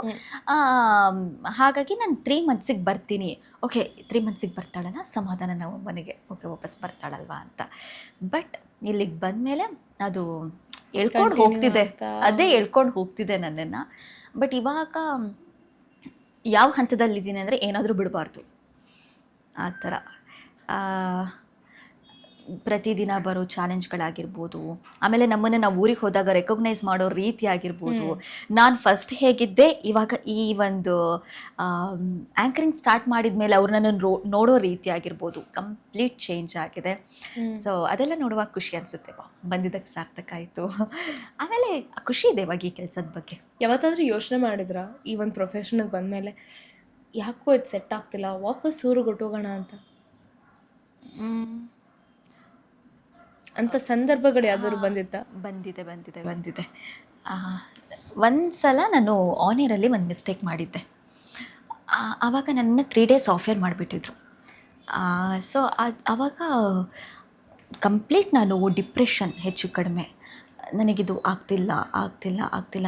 ಇನ್ನು ಕೆಲವೊಂದು ಕಡೆ ಏನಾಗುತ್ತೆ ಗೊತ್ತಾ, ನಮ್ಮನ್ನು ತುಂಬ ಡಿಮೋಟಿವೇಟ್ ಮಾಡ್ತಾರೆ ತುಂಬ ಜನ. ಎಲ್ಲಿ ನಾವು ತುಂಬ ಬೆಳೆದ್ಬಿಡ್ತೀವೋ ಅಥವಾ ಇನ್ಯಾರನ್ನೋ ಬೆಳೆಸಬೇಕು ಅನ್ನೋ ಕಾರಣಕ್ಕೆ ನಮ್ಮನ್ನು ಡಿಮೋಟಿವೇಟ್ ಮಾಡ್ತಾರೆ. ಆವಾಗ ನಮಗನ್ಸುತ್ತೆ, ಓಕೆ ಯಾಕೆ ಇಷ್ಟೆಲ್ಲ ಫೈಟ್ ಮಾಡಬೇಕು, ಬೇಕಾ ಇದೆಲ್ಲ ನಮಗೆ, ವಾಪಸ್ ಹೋಗ್ಬಿಡೋಣ ಅಲ್ವಾ, ಹೆಂಗಿದ್ರು ತೀರ್ಥಹಳ್ಳಿ ನೆಮ್ಮದಿ ಊರು, ನೆಮ್ಮದಿಲಿರ್ಬೋದಲ್ಲ, ಇಷ್ಟೆಲ್ಲ ಮಾಡೋ ಅವಶ್ಯಕತೆ ಇದೆಯಾ? ಇನ್ನೊಂದು ಟೈಮ್ ಏನಾಗುತ್ತೆ ಗೊತ್ತಾ, ನಾವು ಎಷ್ಟೇ ಎಫರ್ಟ್ ಹಾಕಿದರೂ ಕೂಡ ಅದನ್ನು ರಿಸೀವ್ ಮಾಡ್ಕೊಳ್ಳಲ್ಲ ಕೆಲವೊಂದಿಷ್ಟು ಜನ, ತಡ್ಕೊಳಕ್ಕಾಗಲ್ಲ. ಇನ್ಯಾರೋ ಒಬ್ಬರು ಬೆಳೀತಾರೆ ಅಂದರೆ ಆವಾಗ ಫೋರ್ಸ್ಫುಲಿ ತುಳಿಯೋದಕ್ಕೆ ನೋಡ್ತಾರೆ. ನಾನು ಒಂದು ಮೂಮೆಂಟಲ್ಲಿ ತುಂಬ ತಡ್ಕೊಂಡೆ, ಇಲ್ಲ ಇದಾಗ್ತಿಲ್ಲ, ಬೇಡ ಅನ್ನೋ ಲೆವೆಲ್ಗೆ ಹೋಗಿದ್ದೆ. ಬಟ್ ಓಕೆ, ಇವಾಗ ಇಲ್ಲ, ನಾನು ಯಾರ ಹೆಸರನ್ನು ಮೆನ್ಷನ್ ಮಾಡೋದಕ್ಕೆ ಇಷ್ಟಪಡಲ್ಲ. ಹೆಸರುಗಳು ಬೇಡ. Look, as a person we will not want you to take names, ನಿಮಗೂ ಸಮಸ್ಯೆ ಆಗೋದು ಬೇಡ. ಬಟ್ ಏನಾಗಿತ್ತು, ಬಿಕಾಸ್ ಅಂದರೆ ಮುಂದೆ ಬರೋ ಈ ಒಂದು ಫೀಲಿಂಗ್ ಮುಂದೆ ಯಾರಾದರೂ ಬಂದಾಗ, ಈ ಒಂದು ಎಕ್ಸ್ಪೀರಿಯನ್ಸ್ ಆದಾಗ ಅವ್ರಿಗೂ ಅನ್ಸ್ಬೇಕು, ಓಕೆ ಇಲ್ಲ ಅವರೇ ಅದನ್ನ ಟ್ಯಾಕಲ್ ಮಾಡಿದ್ದಾರೆ. ನಾವು ದೂರದಿಂದ ನೋಡೋತ್ತಿಗೆ ಒಬ್ರು ಆ್ಯಂಕರ್ ಆಗಿರ್ಬೋದು, ಒಬ್ರು ನ್ಯೂಸ್ ಪೇಪರ್ ನೋಡಿದಾಗ ವಾವ್ ಇವ್ರ ಲೈಫ್ ಸಕ್ಕದಾಗಿದೆ ಅಂತ ಅನ್ಸುತ್ತೆ. ಅವ್ರು ಪಟ್ಟಿರೋ ಕಷ್ಟ ಅವ್ರಿಗೆ ಮಾತ್ರ ಗೊತ್ತಿರುತ್ತೆ. ಹೌದು, ನನಗೆ ಯಾವಾಗ ಈ ಅವಾರ್ಡ್ಸ್ಗಳೆಲ್ಲ ಬಂದವು ಅದಾದಮೇಲೆ ಒಂದು ಸ್ವಲ್ಪ ಹೇಗಾಯಿತು ಅಂದರೆ, ಎಲ್ಲಿ ಬಿಟ್ಬಿಟ್ರೆ ತುಂಬ ಬೆಳೆದು ಬಿಡ್ತಾಳೋ ಅಂತ ಅನಿಸ್ಬಿಟ್ಟು, ಓಕೆ ಅವಳು ವಾಯ್ಸ್ ಓವರ್ ಚೆನ್ನಾಗಿಲ್ಲ, ವಾಯ್ಸ್ ಓವರ್ ಕೊಡಬೇಡಿ. ಅವಳು ಆ್ಯಂಕರಿಂಗ್ ಮಾಡೋ ಸ್ಟೈಲ್ ಚೆನ್ನಾಗಿಲ್ಲ, ಅವಳಿಗೆ ಆ್ಯಂಕರಿಂಗ್ ಕೊಡಬೇಡಿ. ಅವಳಿಗೆ ಹೊರಗಡೆ ಔಟ್ಡೋರ್ ಪ್ರೋಗ್ರಾಮ್ಸಿಗೆ ಕಳಿಸ್ಬೇಡಿ, ಬೇಡ ಅವಳು ಇನ್ನೊಬ್ಬರು ಯಾರನ್ನೋ ಕಳಿಸಿ. ಹೀಗಿದ್ದೆಲ್ಲ ತುಂಬ ಬರ್ತಾಯಿತ್ತು. ಬಟ್ ಆ ಟೈಮಲ್ಲಿ ಏನಾಗಬೇಕು ಗೊತ್ತಾ, ಒಂದೇ ನಾವು ತಿರುಗಿ ಬೀಳೋದಕ್ಕಿಂತ ಸೈಲೆಂಟ್ ಆಗಿರಬೇಕು. ಎಷ್ಟು ದಿನ ಮಾಡ್ತಾರೆ ಇವರು? ಒಂದಿನ ಮಾಡ್ಬೋದು, 2 ದಿನ ಮಾಡ್ಬೋದು, ಬಟ್ ಎಲ್ಲದಕ್ಕೂ ಒಂದು.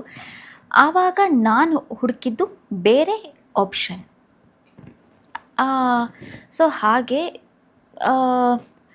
ಅದು ಸರಿಯಿಲ್ಲ, ಇದು ಸರಿಯಿಲ್ಲ, ಏನೇ ಮಾಡಿದರೂ ಅದರಲ್ಲಿ ಬರೀ ನೆಗೆಟಿವ್ಗಳನ್ನೇ ಹುಡುಕೋದು. ಇವಾಗ ಪಾಸಿಟಿವ್ ಇರುತ್ತೆ, ನೆಗೆಟಿವ್ ಇರುತ್ತೆ. ಯಾರೋ ಒಬ್ಬರು ತುಂಬ ಚೆನ್ನಾಗೂ ಮಾಡ್ತಿರ್ತಾರೆ, ಅಥವಾ ಅವ್ರ ಹತ್ರ ಕೆಲವೊಂದು ಮಿಸ್ಟೇಕ್ಸ್ ಇರುತ್ತೆ. ಇವಾಗ ನಿಜವಾಗ್ಲೂ ಸರಿ ಮಾಡೋರಾಗಿದ್ದರೆ ನಾವು ಮಾಡೋ ಮಿಸ್ಟೇಕ್ಸ್ನ ಕರೆದು ಹೇಳ್ತಾರೆ, ನೋಡಿ ಇದನ್ನು ಸರಿ ಮಾಡಿಕೊಡಿ ಅಂತ ಹೇಳಿಬಿಟ್ಟು. ಅದು ಬಿಟ್ಬಿಟ್ಟು ಅವಳು ಮಿಸ್ಟೇಕ್ಸ್ ಅದು ಮಾಡಿದ್ಲು ಅಂತ ಹೇಳ್ಬಿಟ್ಟು ಅವಳನ್ನ ಕಂಪ್ಲೀಟಾಗಿ ಸೈಡ್ಲೈನ್ ಮಾಡಿದರೆ ನಾವು ಹೆಂಗೆ ಕಲಿಯೋದಕ್ಕೆ ಸಾಧ್ಯ ಅಲ್ವಾ? ಮಿಸ್ಟೇಕ್ಸ್ ಮಾಡಿದಾಗ ತಿದ್ಕೊಳ್ಳೋದಕ್ಕೆ ನಮಗೆ ಅವಕಾಶಗಳನ್ನು ಕೊಡಬೇಕು. ಅವಕಾಶನೇ ಕೊಟ್ಟಿಲ್ಲ ಅಂತ ಹೇಳಿದರೆ ನಾವು ಹೇಗೆ ತಿದ್ಕೊಳ್ಳೋದಕ್ಕೆ ಸಾಧ್ಯ? ಎಲ್ಲೋ ಒಂದು ಕಡೆ ಒಂದು ಅವಾರ್ಡು ಒಂದು ವ್ಯಕ್ತಿಗೆ ಅಡ್ವಾಂಟೇಜು ಆಗುತ್ತೆ, ಡಿಸ್ಅಡ್ವಾಂಟೇಜು ಆಗುತ್ತೆ ಅನ್ನೋದನ್ನ ಹೇಳಕ್ಕೆ ಇಷ್ಟಪಡ್ತೀರಾ? 100%. ಅಡ್ವಾಂಟೇಜ್. ಆಮೇಲೆ ನನಗೆ ಅವಾರ್ಡ್ ಬಂದಾಗ, ಯಾಕ್ರೋ ಅವಳಿಗೆ ಅವಾರ್ಡ್ ಕೊಟ್ರಿ, ಅವಳಿಗೆ ಹೇಗ್ರೋ ಅವಾರ್ಡ್ ಬಂತು, ಹೀಗೆ ಮಾತಾಡಿರೋರು ತುಂಬ ಜನ ನೋಡಿದ್ದೀನಿ ನಾನು. ಬಟ್ ಅವರೆಲ್ಲ ಎಲ್ಲಿರಬೇಕು ಅಲ್ಲಿರ್ತಾರೆ. Part and parcel of this journey ಅಂತಲೇ ಹೇಳ್ಬೋದು. ಆ್ಯಂಡ್ ಇನ್ ಅದರ್ ಟರ್ಮ್ಸ್, ನಿಮಗೆ ಏನು ಅನಿಸುತ್ತೆ, ಒಬ್ಬರು ಆ್ಯಂಕರ್ ಅಥವಾ ಈ ಒಂದು ಫೀಲ್ಡಿಗೆ ಬಂದಾಗ ಅವರಿಗೆ ಅಪ್ರಿಸಿಯೇಷನ್ ಅನ್ನೋ ಪರ್ಸ್ಪೆಕ್ಟಿವಲ್ಲಿ ಅವಾರ್ಡ್ಸ್ ಅವಶ್ಯಕತೆ ಇದೆಯಾ? ಖಂಡಿತವಾಗ್ಲೂ ಇದೆ. ಇವಾಗ ಇದೆಲ್ಲ ಏನು ಗೊತ್ತಾ, ನಮಗೆ ಬೂಸ್ಟ್ ಮಾಡುತ್ತೆ.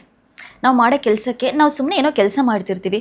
ಇವಾಗ ನೀವೇ ಪ್ರತಿದಿನ ಈ ಥರ ಪಾಡ್ಕಾಸ್ಟ್ ಮಾಡ್ತಿರ್ತೀರ, ನಿಮಗೆ ಯಾರೊಬ್ಬರು ಬಂದುಬಿಟ್ಟು ನೀವು ತುಂಬ ಚೆನ್ನಾಗಿ ಮಾಡಿದ್ರಿ ಅನ್ನುವಾಗ ನಿಮಗೆ ಕಾನ್ಫಿಡೆಂಟ್ ಹೇಗಾಗುತ್ತೆ?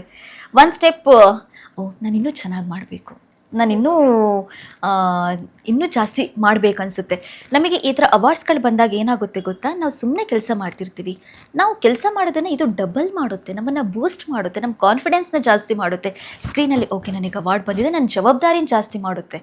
ಇವಾಗ ಅವಾರ್ಡ್ ಬಂದಿದೆ ಅನ್ನುವಾಗ ನಾನು ಸುಮ್ಮನೆ ನನಗೇನು ಅವಾರ್ಡ್ ಕೊಟ್ಟಿರಲ್ಲ, ನಾನೇನೋ ಒಂದು ಚೆನ್ನಾಗಿ ಮಾಡಿರ್ತೀನಿ, ಅದನ್ನು ನೋಡಿಬಿಟ್ಟು ಅವಾರ್ಡ್ ಕೊಟ್ಟಿರ್ತಾರೆ. ಸೊ ಅದನ್ನು ನಾನು ಇನ್ನೂ ಜಾಸ್ತಿ ಮಾಡಬೇಕು, ನನ್ನ ಜವಾಬ್ದಾರಿನ ಜಾಸ್ತಿ ಮಾಡಿಸುತ್ತೆ. ಸೊ 100% ಈ ಥರ ಅವಾರ್ಡ್ಗಳು ಬೇಕಾಗುತ್ತೆ. ಇನ್ನು ಕೆಲವೊಂದಿಷ್ಟು ಜನದ ಮೆಂಟಾಲಿಟಿ ಬೇಡ ಅಂತ ಮಾಡೋರು ಇರ್ತಾರೆ, ಅದು ಅವ್ರವ್ರಿಗೆ ಬಿಟ್ಟಿರೋದು. ಈ ಒಂದು ಫೀಲ್ಡಿಗೆ ನೀವೇನಾದರೂ ನಿಮ್ಮ ಜರ್ನಿ ಸ್ಟಾರ್ಟ್ ಮಾಡೋದಾಗುತ್ತೆ, ಈ ಒಂದು ಮೆಂಟಾಲಿಟಿ ನೀವು ವೆಲ್ ಪ್ರಿಪೇರ್ಡಾಗಿ ಬರಬೇಕು ಅನ್ನೋದೇನಾದರೂ ಹೇಳೋಕ್ಕೆ ಇಷ್ಟಪಡ್ತೀರಾ? ಎಷ್ಟೇ ಕಷ್ಟಗಳು ಬಂದರೂ ನಾನು ಸಹಿಸ್ಕೊಳ್ತೀನಿ ಅನ್ನೋ ಮೆಂಟಾಲಿಟಿ ಬೇಕು. ತುಂಬ ಸ್ಟ್ರಾಂಗ್ ಆಗಿರಬೇಕು. ಇಲ್ಲಿ ಟೈಮ್ ನೋಡಿ ನಾವು ಕೆಲಸ ಮಾಡೋಕ್ಕಾಗಲ್ಲ. ಇವಾಗೇನೋ ಮೇಜರ್ ಆಯಿತು, 9 hours ಆಗ್ಬೋದು, 10 hours ಆಗ್ಬೋದು, 12 hours ಆಗ್ಬೋದು, ಮಾರ್ನಿಂಗಿಂದ ನಾನು ಮಧ್ಯಾಹ್ನ ತನಕ ಲೈವಲ್ಲೇ ಕುತ್ಕೋಬೇಕಾಗ್ಬೋದು. ಆ ಸ್ಟೆಬಿಲಿಟಿ ನನ್ನಲ್ಲಿ ಬೇಕಾಗುತ್ತೆ. ಸೊ ಸ್ಟ್ರಾಂಗ್ ಮೈಂಡ್ ಬೇಕಾಗುತ್ತೆ ಫಸ್ಟ್ ಈ ಫೀಲ್ಡಿಗೆ ಬರೋರಿಗೆ. ಏನೇ ಬಂದರೂ ನಾನು ಫೇಸ್ ಮಾಡ್ತೀನಿ. ಯಾರು ಏನೇ ಮಾಡಿದರೂ ನಾನು ಅದಕ್ಕೆ ತಲೆ ಕೆಡಿಸ್ಕೊಳ್ಳಲ್ಲ, ನಾನು ಮುಂದೆ ಹೋಗ್ತೀನಿ. ಯಾರು ಏನೇ ಹೇಳ್ತಿರೋ ನನಗೆ ನಾನು ಏನು ಅನ್ನೋದು ಗೊತ್ತಿದ್ರೆ ಅನ್ನೋದು ಆ ಮೆಂಟಾಲಿಟಿಯಿಂದ ಬಂದರೆ ಈಸಿಯಾಗಿ ಸರ್ವೈವ್ ಆಗ್ಬೋದು. ಇಲ್ಲ ಫಸ್ಟಿಗೆ ನಾನು ಏನಾಗುತ್ತೋ, ಇಲ್ಲ ನನ್ನ ಕೈಲಾಗುತ್ತೋ ಇಲ್ವೋ, ನಾನು ಮಾಡ್ತೀನಿ, ಸೆಲ್ಫ್ ಡೌಟ್ ಅನ್ನೋದು ಬರಲೇಬಾರ್ದು. ಬಂದರೆ ಏನು ಮಾಡ್ತಾರೆ ಗೊತ್ತಾ, ತುಳ್ದಾಕ್ಬಿಡ್ತಾರೆ ಆ ಥರ. ಸೊ ಆಮೇಲೆ ಎಲ್ಲೋ ಒಂದು ಕಡೆ ಹುಡುಗರಿಗೆ ಈ ಒಂದು ಫೀಲ್ಡಲ್ಲಿ ಇನ್ನೂ ಈಸಿ, ಹುಡುಗಿರಿಗೆ ಕಷ್ಟ ಅನ್ನೋದು ಅನಿಸಿದೆಯಾ? ಹಾಗೇನಿಲ್ಲ, ಅದನ್ನು ನಾವುಗಳು ಹೇಗೆ ತಗೊಳ್ತೀವಿ ಅನ್ನೋದ್ರ ಮೇಲೆ ಡಿಪೆಂಡ್ ಆಗುತ್ತೆ, ಯಾವ ಮೈಂಡ್ ಸೆಟ್ಟಲ್ಲಿ ತಗೊಳ್ತೀವಿ ಅನ್ನೋದು. ಇವಾಗ ಮನೆ ನಿಭಾಯಿಸಬೇಕು, ಹೌದು, ಮನೆ ಜೊತೆಗೆ ಫ್ಯಾಮಿಲಿ ಜೊತೆಗೆ ಇದನ್ನು ನೋಡ್ಕೋಬೇಕನ್ನುವಾಗ ಎಲ್ಲೋ ಒಂದು ಕಡೆ ಕಷ್ಟ ಆಗುತ್ತೆ. ಬಟ್ ಪ್ಯಾಷನ್, ಇಷ್ಟ ಅನ್ನೋದಿರುತ್ತಲ್ವ, ಅದಿದ್ದರೆ ನಮಗೆ ಯಾವುದೂ ಕಷ್ಟ ಅನಿಸಲ್ಲ. ಸೊ ಎಲ್ಲದನ್ನು ಈಸಿಯಾಗಿ ಮ್ಯಾನೇಜ್ ಮಾಡ್ಕೊಂಡು ಹೋಗ್ಬೋದು. ಒಂದು ಚಾನಲಿಂದ ಇನ್ನೊಂದು ಚಾನಲ್ಗೆ ಶಿಫ್ಟ್ ಮಾಡೋತ್ತಿಗೆ ಆ ಜರ್ನಿ ಹೇಗಿರುತ್ತೆ? ಅಂದರೆ ಒಂದು ಜಾಗದಲ್ಲಿ ಒಂದು ಕಂಫರ್ಟ್ ಝೋನ್ ಸಿಕ್ಕಿರುತ್ತೆ, ಆ ಕಂಫರ್ಟ್ ಝೋನ್ನ ಬ್ರೇಕ್ ಥ್ರೂ ಮಾಡಿಬಿಟ್ಟು ಒಂದು ಜಾಗದಿಂದ ಇನ್ನೊಂದು ಜಾಗಕ್ಕೆ ಶಿಫ್ಟ್ ಆಗುತ್ತೆ, ಎಕ್ಸ್ಪೀರಿಯನ್ಸ್ ಹೇಗಿರುತ್ತೆ? ನಾನು ಸುವರ್ಣದಲ್ಲಿ ವರ್ಕ್ ಮಾಡ್ತಿರ್ಬೇಕಾದ್ರೆ ಪಬ್ಲಿಕಲ್ಲಿ ಆಯಿತು, ನನಗೆ ಕೆಲಸ ಆಯಿತು. ಆವಾಗ ನಿಜವಾಗ್ಲೂ ನನಗೆ ತುಂಬ ಬೇಜಾರಾಯಿತು. ಯಾಕಂದರೆ ಸುವರ್ಣದಲ್ಲಿ ತುಂಬ ಜನ ಸಪೋರ್ಟ್ ಮಾಡೋರು ಕೂಡ ತುಂಬ ಜನ ಇದ್ದರು. ಆ್ಯಂಡ್ ತುಂಬ ಕಲಿಸಿದೆ ಸುವರ್ಣ ನನಗೆ. ಆ್ಯಕ್ಚುಲಿ ಮೀಡಿಯಾ ಫೀಲ್ಡಲ್ಲಿ ನಾನು ಹೇಗಿರಬೇಕು ಅನ್ನೋದನ್ನು ಕಲಿಸಿರೋದು ನನಗೆ ಸುವರ್ಣ. ಆಮೇಲೆ ಈ ಅವಾರ್ಡ್ ಬಂದಿದ್ದು ಕೂಡ ನನಗೆ ಸುವರ್ಣದಲ್ಲಿ ಇರಬೇಕಾದ್ರೇ. ತುಂಬ ಒಳ್ಳೆ ಟೀಮನ್ನು ನೋಡಿದ್ದೀನಿ, ಎಸ್ಪೆಷಲಿ ನಮ್ಮ ಆ್ಯಂಕರ್ ಟೀಮ್ ಇರ್ಬೋದು. ತುಂಬ ಎಷ್ಟು ನಾವು ಎಂಜಾಯ್ ಮಾಡ್ತಿದ್ವಿ ಅಂದರೆ ನಾವು ಸುವರ್ಣದಲ್ಲಿ ಇರಬೇಕಾದ್ರೆ. ನಮ್ಮ ಭಾವನಾ ಮೇಡಮು ಅವರು ನಮ್ಮ ಆ್ಯಂಕರ್ ಚೀಫ್ ಆದರೂ ಕೂಡ ನಮ್ಮೆಲ್ಲರ ಮೆಂಟಾಲಿಟಿಗೂ ತುಂಬ ಚೆಂದ ಅವ್ರು ಅಡ್ಜಸ್ಟ್ ಆಗ್ತಿದ್ರು. ನಾವು ಉಂಡ್ರ ಅಂತ ಒಂದು ಮಾಡ್ತಿದ್ವಿ. ಅಂದರೆ ನಾವೆಲ್ಲರೂ ಒಟ್ಟಾಗಿ ಸೇರ್ಕೊಂಡ್ಬಿಟ್ಟು ಒಂದಿನ ಊಟ ಮಾಡೋದು. ನಮ್ಮ ಮನೆಯಿಂದ ನಾವು ಏನಾದರೂ ಮಾಡ್ಕೊಂಡು ತಗೊಂಡು ಹೋಗೋದು. ಹೌದು. ಸೊ ಅದಕ್ಕೆ ನಾವು ಉಂಡ್ರ ಅಂತ ಹೆಸರಿಟ್ಟಿದ್ವಿ. ವಾಟ್ಸಪ್ ಗ್ರೂಪ್ ಮಾಡಿಕೊಂಡು ಅದರಲ್ಲೆಲ್ಲ ಶೇರ್ ಮಾಡಿಕೊಂಡು ತಗೊಂಡು ಹೋಗೋದು, ಹಾಗೆ ಮಾಡ್ತಿದ್ವಿ. ಅದಾಗಿರ್ಬೋದು. ಆಮೇಲೆ ಯಾರಾದರೂ ಬರ್ಡೇ ಇದ್ದರೆ ಸೆಲೆಬ್ರೇಟ್ ಮಾಡೋದು. ಆಮೇಲೆ ಯಾರಾದರೂ ಇವಾಗ ಪ್ರೆಗ್ನೆಂಟ್ ಆದರೆ ಅವರು ಸೀಮಂತ ಮಾಡ್ತಿದ್ವಿ ಆಫೀಸಲ್ಲೇ. ಆಮೇಲೆ ಬ್ರೈಡ್ ಟು ಬಿ ಇರ್ಬೋದು. ಅಂದರೆ ನಮಗೆ ಅದು ಒಂಥರ ಮನೆ ಥರ ಇತ್ತು. ಐ ಥಿಂಕ್ ಯಾವುದೇ ಒಂದು ಪ್ರೊಫೆಷನಲ್ಲಿ ನಾವು ವರ್ಕ್ ಮಾಡೋ ಜಾಗ ನಮಗೆ ಎರಡನೇ ಮನೆ ಆಗುತ್ತೆ. 100%. ಬಿಕಾಸ್ ಹಬ್ಬ ಹರಿದಿನಗಳು ಎಲ್ಲನೂ ಅಲ್ಲಿ ಸೆಲೆಬ್ರೇಟ್ ಮಾಡೋಕ್ಕೆ ಶುರು ಮಾಡಿ. ನನಗೆ ಇಲ್ಲೊಂದು ಹಬ್ಬ ಅಂದಾಗ ನಂಗೆ ಒಂದು ನೆನಪಾಯಿತು. ಎಲ್ಲರೂ ದೀಪಾವಳಿ ಹಬ್ಬಕ್ಕೆ ಮನೆಗೆ ಹೋಗಿದ್ರು ಆ್ಯಂಕರ್ಸ್ಗಳು. ನಾನು, ಮಧುಕರ್ ಅಂತ ಇನ್ನೊಬ್ಬರು ಆ್ಯಂಕರು, ಪ್ಲಸ್ ಭಾವನಾ ಮೇಡಮು, 3 ಜನ ಇದ್ವಿ ಅವತ್ತು ಹಬ್ಬದ ದಿನ. ಸೊ ಭಾವನಾ ಮೇಡಮು ನಾವಿಬ್ಬರು ಮನೆಗೆ ಹೋಗೋಕ್ಕಾಗಿಲ್ಲ ಅಂತ ಹೇಳಿಬಿಟ್ಟು ಆಫೀಸಲ್ಲೇ ಹಬ್ಬ ಮಾಡಿದ್ವಿ. ಪಟಾಕಿ ಎಲ್ಲ ತರಿಸ್ಬಿಟ್ಟು, ಪಟಾಕಿ ಎಲ್ಲ ಹೊಡೆದ್ಬಿಟ್ಟು, ಆಮೇಲೆ ಊಟ ಅವರೇ ಅಡುಗೆ ಮಾಡ್ಕೊಂಡು ಬಂದಿದ್ರು, ಪ್ಲಸ್ ಹೋಟೆಲಿಂದ ಕೂಡ ತರಿಸಿದ್ರು. ಸೊ ನೀವೆಲ್ಲ ಮನೆಗೆ ಹೋಗೋಕ್ಕಾಗಿಲ್ವಲ್ಲ ಅಂತ ಹೇಳಿಬಿಟ್ಟು ಅಲ್ಲೇ ನಮಗೆಲ್ಲ ಊಟ ಹಾಕಿ. ಸೊ ಅವರು ಒಂಥರ ತುಂಬ ಕೇರಿಂಗು ಮತ್ತು ತುಂಬ ಸಪೋರ್ಟಿವು. ಇವಾಗಲೂ ನಾನು ಪಬ್ಲಿಕ್ ಟಿವಿಗೆ ಬಂದರೂ ಕೂಡ ಕಾಲ್ ಮಾಡಿ ಕೇಳೋದಾಗಿರ್ಬೋದು, ಹೇಗಾಗ್ತಾ ಇದೆ, ಹೇಗೆ, ಏನು ಕತೆ ಅಂತೆಲ್ಲ. ಎಲ್ಲರೂ ಅಷ್ಟೇ, ವೀಣಾ ಮೇಡಮು ಅಷ್ಟೇ, ಅವರು ತುಂಬ ಸಪೋರ್ಟಿವು. ಐ ಥಿಂಕ್ ಎಲ್ಲೋ ಒಂದು ಕಡೆ ಒಂದು ಗೈಡ್ ಅಥವಾ ಒಂದು ಮೆಂಟರ್ ಆಗಿ ಅವರು, ನೀವು ಯಾವುದೇ ಸಂಸ್ಥೆಗೆ ಹೋದ್ರೂ ನಿಮ್ಮ ಹಿಂದೆ ಇದ್ದಾರೆ, ನಿಮಗೆ ಸಪೋರ್ಟ್ ಮಾಡ್ತಿದ್ದಾರೆ ಅನ್ನೋದು ನಿಜ. ಹೌದು. So I think end of the day media ಅಂತ ಬಂದಾಗ ಎಲ್ಲರೂ ಒಂದೇ, ಚಾನಲ್ಗಳು ಬೇರೆ, ಒಂದು ಮನೆಯಿಂದ ಇನ್ನೊಂದು ಮನೆಗೆ ಹೋದಂಗೆ. ಹೌದು ಹೌದು. ಈಗ ನನಗೆ ಸಿಕ್ಕಿರೋ ಟೀಮ್ ಪಬ್ಲಿಕ್ ಟಿವಿ ಇದೆಯಲ್ಲ, ಅದು ತುಂಬ ಒಳ್ಳೆ team. Actually Diwakar sir editor ತುಂಬ ಸಪೋರ್ಟಿವ್. ಆಮೇಲೆ ಆನಂದ್ ಸರ್ ಇರ್ಬೋದು, ಅವರು ಕೂಡ ತುಂಬ ಸಪೋರ್ಟಿವ್ ಇದ್ದಾರೆ. ಆಮೇಲೆ ಏನೇ ಮಾಡಿದ್ರು ಅಪ್ರಿಷಿಯೇಟ್ ಮಾಡ್ತಾರೆ. ಚೆನ್ನಾಗಿ ಮಾಡಿದ್ರಿ, ಚೆನ್ನಾಗಿ ಮಾಡಿದ್ರಿ. ಈ ಫೀಲ್ಡಲ್ಲಿ ಅಪ್ರಿಸಿಯೇಷನ್ ಮಿಸ್ ಔಟ್ ಆಗುತ್ತೆ ಅಂತ ಅನ್ಸುತ್ತಲ್ವ ಸಮ್ಟೈಮ್ಸ್. ಅಂದರೆ ನೀವು ಚೆನ್ನಾಗಿ ಮಾಡಿಲ್ವಾ, ಇನ್ನೊಬ್ರು ಆ್ಯಂಕರ್ನ ಕರ್ಸ್ಕೊಳಿಸ್ತಾರೆ. ನೀವು ಆನ್ ಗ್ರೌಂಡ್ ಚೆನ್ನಾಗಾಗಿಲ್ವಾ, ಇನ್ನೊಬ್ರನ್ನ. ಯಾವಾಗಲೂ ಯಾರನ್ನ ಆಪ್ಷನ್ ಅನ್ನೋ ಫೀಲಿಂಗ್ ಬಂದಿದೆಯಾ? ಅಂದರೆ ಏನು ಗೊತ್ತಾ, ಅದು ಆಮೇಲೆ ಕೆಲವೊಂದು ಟೈಮ್ ಅವರು ಜಾಸ್ತಿ ರಿಸ್ಕ್ ತಗೊಳಕ್ಕೆ ಇಷ್ಟಪಡಲ್ಲ. ಯಾಕಂದರೆ ಒಂದು ಸಲ ಏನಾದರೂ ಆನ್ ಏರಲ್ಲಿ ಮಿಸ್ಟೇಕ್ ಆದರೆ ತುಂಬ ದೊಡ್ಡ ಬ್ಲೆಂಡರ್ ಆಗೋಗ್ಬಿಡುತ್ತಲ್ವ ಅದು. ಒಂದು ಸಲ ಅದೇ ನಾನು ಒಬ್ಬರು ಹೆಸರನ್ನು ತೊಗೋಬೇಕಾದ್ರೆ ಅದು ನನಗೆ ಕರೆಕ್ಟಾಗಿ ಕೇಳಿಸ್ಲಿಲ್ಲ, ಪ್ರಾಂಪ್ಟಲ್ಲಿ ಕರೆಕ್ಟಾಗಿ ಕೇಳಿಸ್ಲಿಲ್ಲ. ಸೊ ಅದು ರಾಂಗಾಗಿ ತೊಗೊಂಡ್ಬಿಟ್ಟೆ ನಾನು. ಆವಾಗಲೇ ತುಂಬ ದೊಡ್ಡ ಮಿಸ್ಟೇಕ್ ಅದು, ನನ್ನ ಲೈಫಲ್ಲಿ ದೊಡ್ಡ ಪಾಠ ಅದು. 3 days ನಾನು ಆಫೇರ್ ನಾನು ಅದು ತುಂಬ 100% ಅದು ನಾನು ಆ ಟೈಮಲ್ಲೇ ನನಗೆ ಅನಿಸಿದ್ದು ಆ್ಯಕ್ಚುಲಿ ಮೀಡಿಯಾ ಫೀಲ್ಡ್ ಬೇಕಿತ್ತಾ ಅಂತ. ಬೇಡ ಹೋಗೋಣ ಮನೆಗೆ, ಸಾಕಿದೆಲ್ಲ ಆಗಲ್ವೇನೋ ನನ್ನ ಕೈಲಿ ಅಂತ. ಬಟ್ ಇಲ್ಲ, ಕಮ್ ಬ್ಯಾಕ್ ಮಾಡಿದೆ. ಯಾರ್ದು ಅನ್ನೋದು ಗೊತ್ತಾಗಲ್ಲ, ಬಟ್ ಮುಂದೆ ನಿಂತ್ಕೊಂಡು ನನ್ನ ಮಿಸ್ಟೇಕ್ ಕೂಡ. ನಾನು ಇವಾಗ ಅಲ್ಲಿ ಹಿಂದ್ಗಡೆ ಯಾರೋ ಏನೋ ಹೇಳಿರ್ಬೋದು, ಬಟ್ ನಾನು ಕರೆಕ್ಟಾಗಿ ಹೇಳಬೇಕಾಗಿರೋದು ಆ್ಯಂಕರಾಗಿ. ಅದಕ್ಕೆ ನಮಗೆ ಫೇಸ್ ಆಫ್ ದಿ ಚಾನಲ್ ಅಂತಾರೆ. ನಾವು ಚಾನಲ್ ಏನು ಮಾಡುತ್ತೆ ಅನ್ನೋದನ್ನು ನಮ್ಮನ್ನು ನೋಡಿ ಅವರು ಡಿಸೈಡ್ ಮಾಡ್ತಾರೆ. ನಾವೇನು ಮಾತಾಡ್ತೀವೋ ಅದು ನಮ್ಮ ಚಾನಲ್ ಮಾತಾಡ್ದಾಗೆ, ನಾವೇನು ನರೇಟ್ ಮಾಡ್ತೀವೋ ಅದು ನಮ್ಮ ಚಾನಲ್. ಸೊ ಅದಕ್ಕೆ ನಮ್ಮನ್ನ ಆ್ಯಂಕರ್ಸ್ಗಳನ್ನ ಫೇಸ್ ಆಫ್ ದಿ ಚಾನಲ್ ಅಂತಾರೆ. ಸೊ ಈಗ ನಿಮ್ಮ ಹೊಸ ಜರ್ನಿ ಹೇಗಿದೆ? How are you enjoying it? ಖಂಡಿತವಾಗ್ಲೂ ಪಬ್ಲಿಕ್ ಟಿ ವಿ ನಾನು ಆವಾಗಲೇ ಹೇಳಿದಾಗೆ ತುಂಬ ಚೆನ್ನಾಗಿದೆ. ನಿಜವಾಗ್ಲೂ ವರ್ಕ್ ಪ್ಲೇಸ್ ಹೇಗಿರಬೇಕು ಅನ್ನೋದಕ್ಕೆ ಪಬ್ಲಿಕ್ ಟಿ ವಿಲಿ ಕೆಲಸ ಮಾಡಿದವರು ಯಾವ ಚಾನಲಲ್ಲಿ ಬೇಕಾದ್ರೂ ಹೋಗಿ ಕೆಲಸ ಮಾಡ್ತಾರೆ ಅಂತಾರೆ ಆ ಥರ. ಯಾಕಂದರೆ ನಮಗಲ್ಲಿ ಏನೂ ಇರಲ್ಲ, ವಿತೌಟ್ ಸ್ಕ್ರಿಪ್ಟ್ ನಾವು ಹೋಗಿ ನ್ಯೂಸ್ ಪ್ರೆಸೆಂಟ್ ಮಾಡಬೇಕು. ಜಸ್ಟ್ ಒಂದು ಶೀಟ್ ಕೊಟ್ಟಿರ್ತಾರೆ, ಟಿ ಪಿ ಇರಲ್ಲ, ನಾವು ಹಾಗೇ ನ್ಯೂಸನ್ನು ಹೇಳಬೇಕು. ಆಮೇಲೆ ಹೇಗೆ ನಾನು ಕಲಿಬೇಕು ಅನ್ನೋದನ್ನು ಹೇಳ್ಕೊಡ್ತಾರೆ. ಪ್ರತಿದಿನ ಪೇಪರ್ ಓದೋದಾಗಿರ್ಬೋದು, ಪೇಪರ್ ಓದಿದ್ರು ಯಾವ ರೀತಿ ಪೇಪರ್ ಓದಬೇಕು, ಯಾವ ನ್ಯೂಸನ್ನು ಹೈಲೈಟ್ ಮಾಡಿ ನಾನು ಓದಬೇಕು. ಇವಾಗ ನಾನು ಸ್ಟಾರ್ಟಿಂಗ್ ಸ್ಟೇಜಲ್ಲಿದ್ದೀನಿ, ನಾನು ಯಾವ ನ್ಯೂಸ್ಗಳನ್ನು ಓದ್ಕೋಬೇಕು. ಇವಾಗ ನಾನು ಏನೋ ಒಂದು ನ್ಯೂಸಿಗೆ ಹೋಗ್ತೀನಿ, ನಾನು ಅದಕ್ಕೆ ಯಾವ ರೀತಿ ಪ್ರಿಪೇರ್ ಆಗಬೇಕು, ಸೊ ನನ್ನ ಕ್ವಶನ್ಸನ್ನು ಯಾವ ರೀತಿ ತೊಗೋಬೇಕು, ತುಂಬ ಚೆಂದ ಹೇಳ್ಕೊಡ್ತಾರೆ. ತುಂಬ ಖುಷಿ ಇದೆ ನನಗೆ ಪಬ್ಲಿಕ್ ಟಿ ವಿಗೆ ಹೋಗಿರೋದಕ್ಕೆ. ತುಂಬ ಕಲಿತಾ ಇದ್ದೀನಿ. ನಾನು 1 month ಆಯಿತು ಅಷ್ಟೇ ಪಬ್ಲಿಕ್ ಟಿ ವಿಗೆ ಹೋಗಿ, ಬಟ್ 1 monthಲ್ಲಿ ತುಂಬ ಅಂದರೆ ತುಂಬ ಕಲ್ತಿದ್ದೀನಿ ನಾನು. ನನ್ನ ನ್ಯೂಸ್ ಓದೋ ಸ್ಟೈಲೇ ಚೇಂಜ್ ಆಗಿದೆ ಇವಾಗ ಕಂಪೇರ್ ಟು ಪ್ರೀವಿಯಸ್ಸಿಗೆ. ಸೊ ನಿಮ್ಮ ಹತ್ರ ಮಾತಾಡಿ ನಮಗೂ ಕೂಡ ಬಹಳಷ್ಟು ಇನ್ಫಾರ್ಮೇಶನ್ ಸಿಕ್ತು ಅಬೌಟ್ ನಿಮ್ಮ ಆಂಕರಿಂಗ್ ಜರ್ನಿ. ತೀರ್ಥಹಳ್ಳಿಯಿಂದ ಬೆಂಗಳೂರು, ಒಂದು ನ್ಯೂಸ್ ಅಂದರೆ ಸುವರ್ಣ ಅಲ್ಲಿದ್ದಾಗ ನಿಮಗೆ TNIT ಮೀಡಿಯಾ ಅವಾರ್ಡ್ಸ್ ಕೂಡ ಸಿಕ್ತು 2025. ನಿಮ್ಮ ಆಂಕರಿಂಗಿಗೆ ತುಂಬ ಚಿಕ್ಕ ಸ್ಪ್ಯಾನಲ್ಲಿ ಒಂದು ಅವಾರ್ಡ್ ಸಿಕ್ಕಿ ನಿಮ್ಮ ಕೆಲಸನ ರೆಕಗ್ನೈಸ್ ಮಾಡಿದಂಗಾಯಿತು. ಸೊ ನಿಮಗೆ ಅದರಿಂದ ಎಷ್ಟು ಅಡ್ವಾಂಟೇಜಸ್ ಆಯಿತು ಆ್ಯಂಡ್ ನೀವು ಅದರಿಂದ ಏನೆಲ್ಲ ಕಲ್ತ್ರಿ, ನಿಮ್ಮ ಮೀಡಿಯಾ ಜರ್ನಿಯನ್ನು ನೀವು ನಮಗೆ ತಿಳಿಸ್ಕೊಟ್ರಿ. Thank you so much. ನಿಮ್ಮ ಹತ್ರ ಮಾತಾಡಿ ತುಂಬ ಖುಷಿ ಆಯಿತು. Thank you. ನಾನು ಇಲ್ಲಿ ಇನ್ನೊಬ್ಬರ ಹೆಸರನ್ನ ಮೆನ್ಷನ್ ಮಾಡಲೇಬೇಕು. ನಾನು ಇವಾಗ ಥ್ಯಾಂಕ್ಸ್ ಹೇಳ್ತಾ ನಾನು ಅವರಿಗೂ ಕೂಡ ಥ್ಯಾಂಕ್ಸ್ ಹೇಳಬೇಕು. ಯೋಗೀಶ್ ಅಂತ ನನ್ನ ಫಸ್ಟ್ ಮೀಡಿಯಾ ಟೀಚರ್ ಅವರು. ನಾನಿವತ್ತು ಏನಿಲ್ಲಿದ್ದೀನಿ ಅದಕ್ಕೆ ಅವರೇ ಕಾರಣ. ಸೊ ನಾನು ಅವರಿಗೆ ಥ್ಯಾಂಕ್ಸ್ ಹೇಳೋದಕ್ಕೆ ಇಷ್ಟಪಡ್ತೀನಿ. ಆಮೇಲೆ ನನ್ನ ಲೈಫಲ್ಲಿ ಇಲ್ಲಿವರೆಗೆಲ್ಲ ಯಾರ್ಯಾರು ಬಂದಿದ್ದಾರಲ್ವ, ಎಲ್ಲರೂ ಒಂದಲ್ಲ ಒಂದು ಪಾಠವನ್ನು ಹೇಳ್ಕೊಟ್ಟಿದ್ದಾರೆ. ಅವರೆಲ್ಲರೂ ಇದ್ದಿದ್ದರಿಂದ ನಾನಿವತ್ತು ಇಲ್ಲಿದ್ದೀನಿ. ಲರ್ನಿಂಗ್ ಜರ್ನಿ, ಪ್ರತಿಯೊಂದು ವ್ಯಕ್ತಿಯಿಂದ ಕಲಿಯುವಂಥದ್ದು ಏನೋ ಒಂದು. ಹೌದು. ನಾವು ಯಾವಾಗಲೂ ನೆಗೆಟಿವ್ ಮತ್ತು ಪಾಸಿಟಿವ್ ಎರಡು ಇರುತ್ತೆ. ನಾವು ಅದರಲ್ಲಿ ಯಾವುದನ್ನ ಚೂಸ್ ಮಾಡ್ತೀವಿ ಅನ್ನೋದು ತುಂಬಾ ಇಂಪಾರ್ಟೆಂಟ್ ಆಗಿರುತ್ತೆ. ನನಗೆ ಭಾವನಾ ಮೇಡಮ್ ಒಂದು ಮಾತು ಹೇಳಿದರು, ನಾವು ನದಿನೇ ಮುಳುಗ್ತಾ ಇರ್ತೀವಿ ಅಂತ ಅಂದ್ಕೊಳ್ಳೋಣ.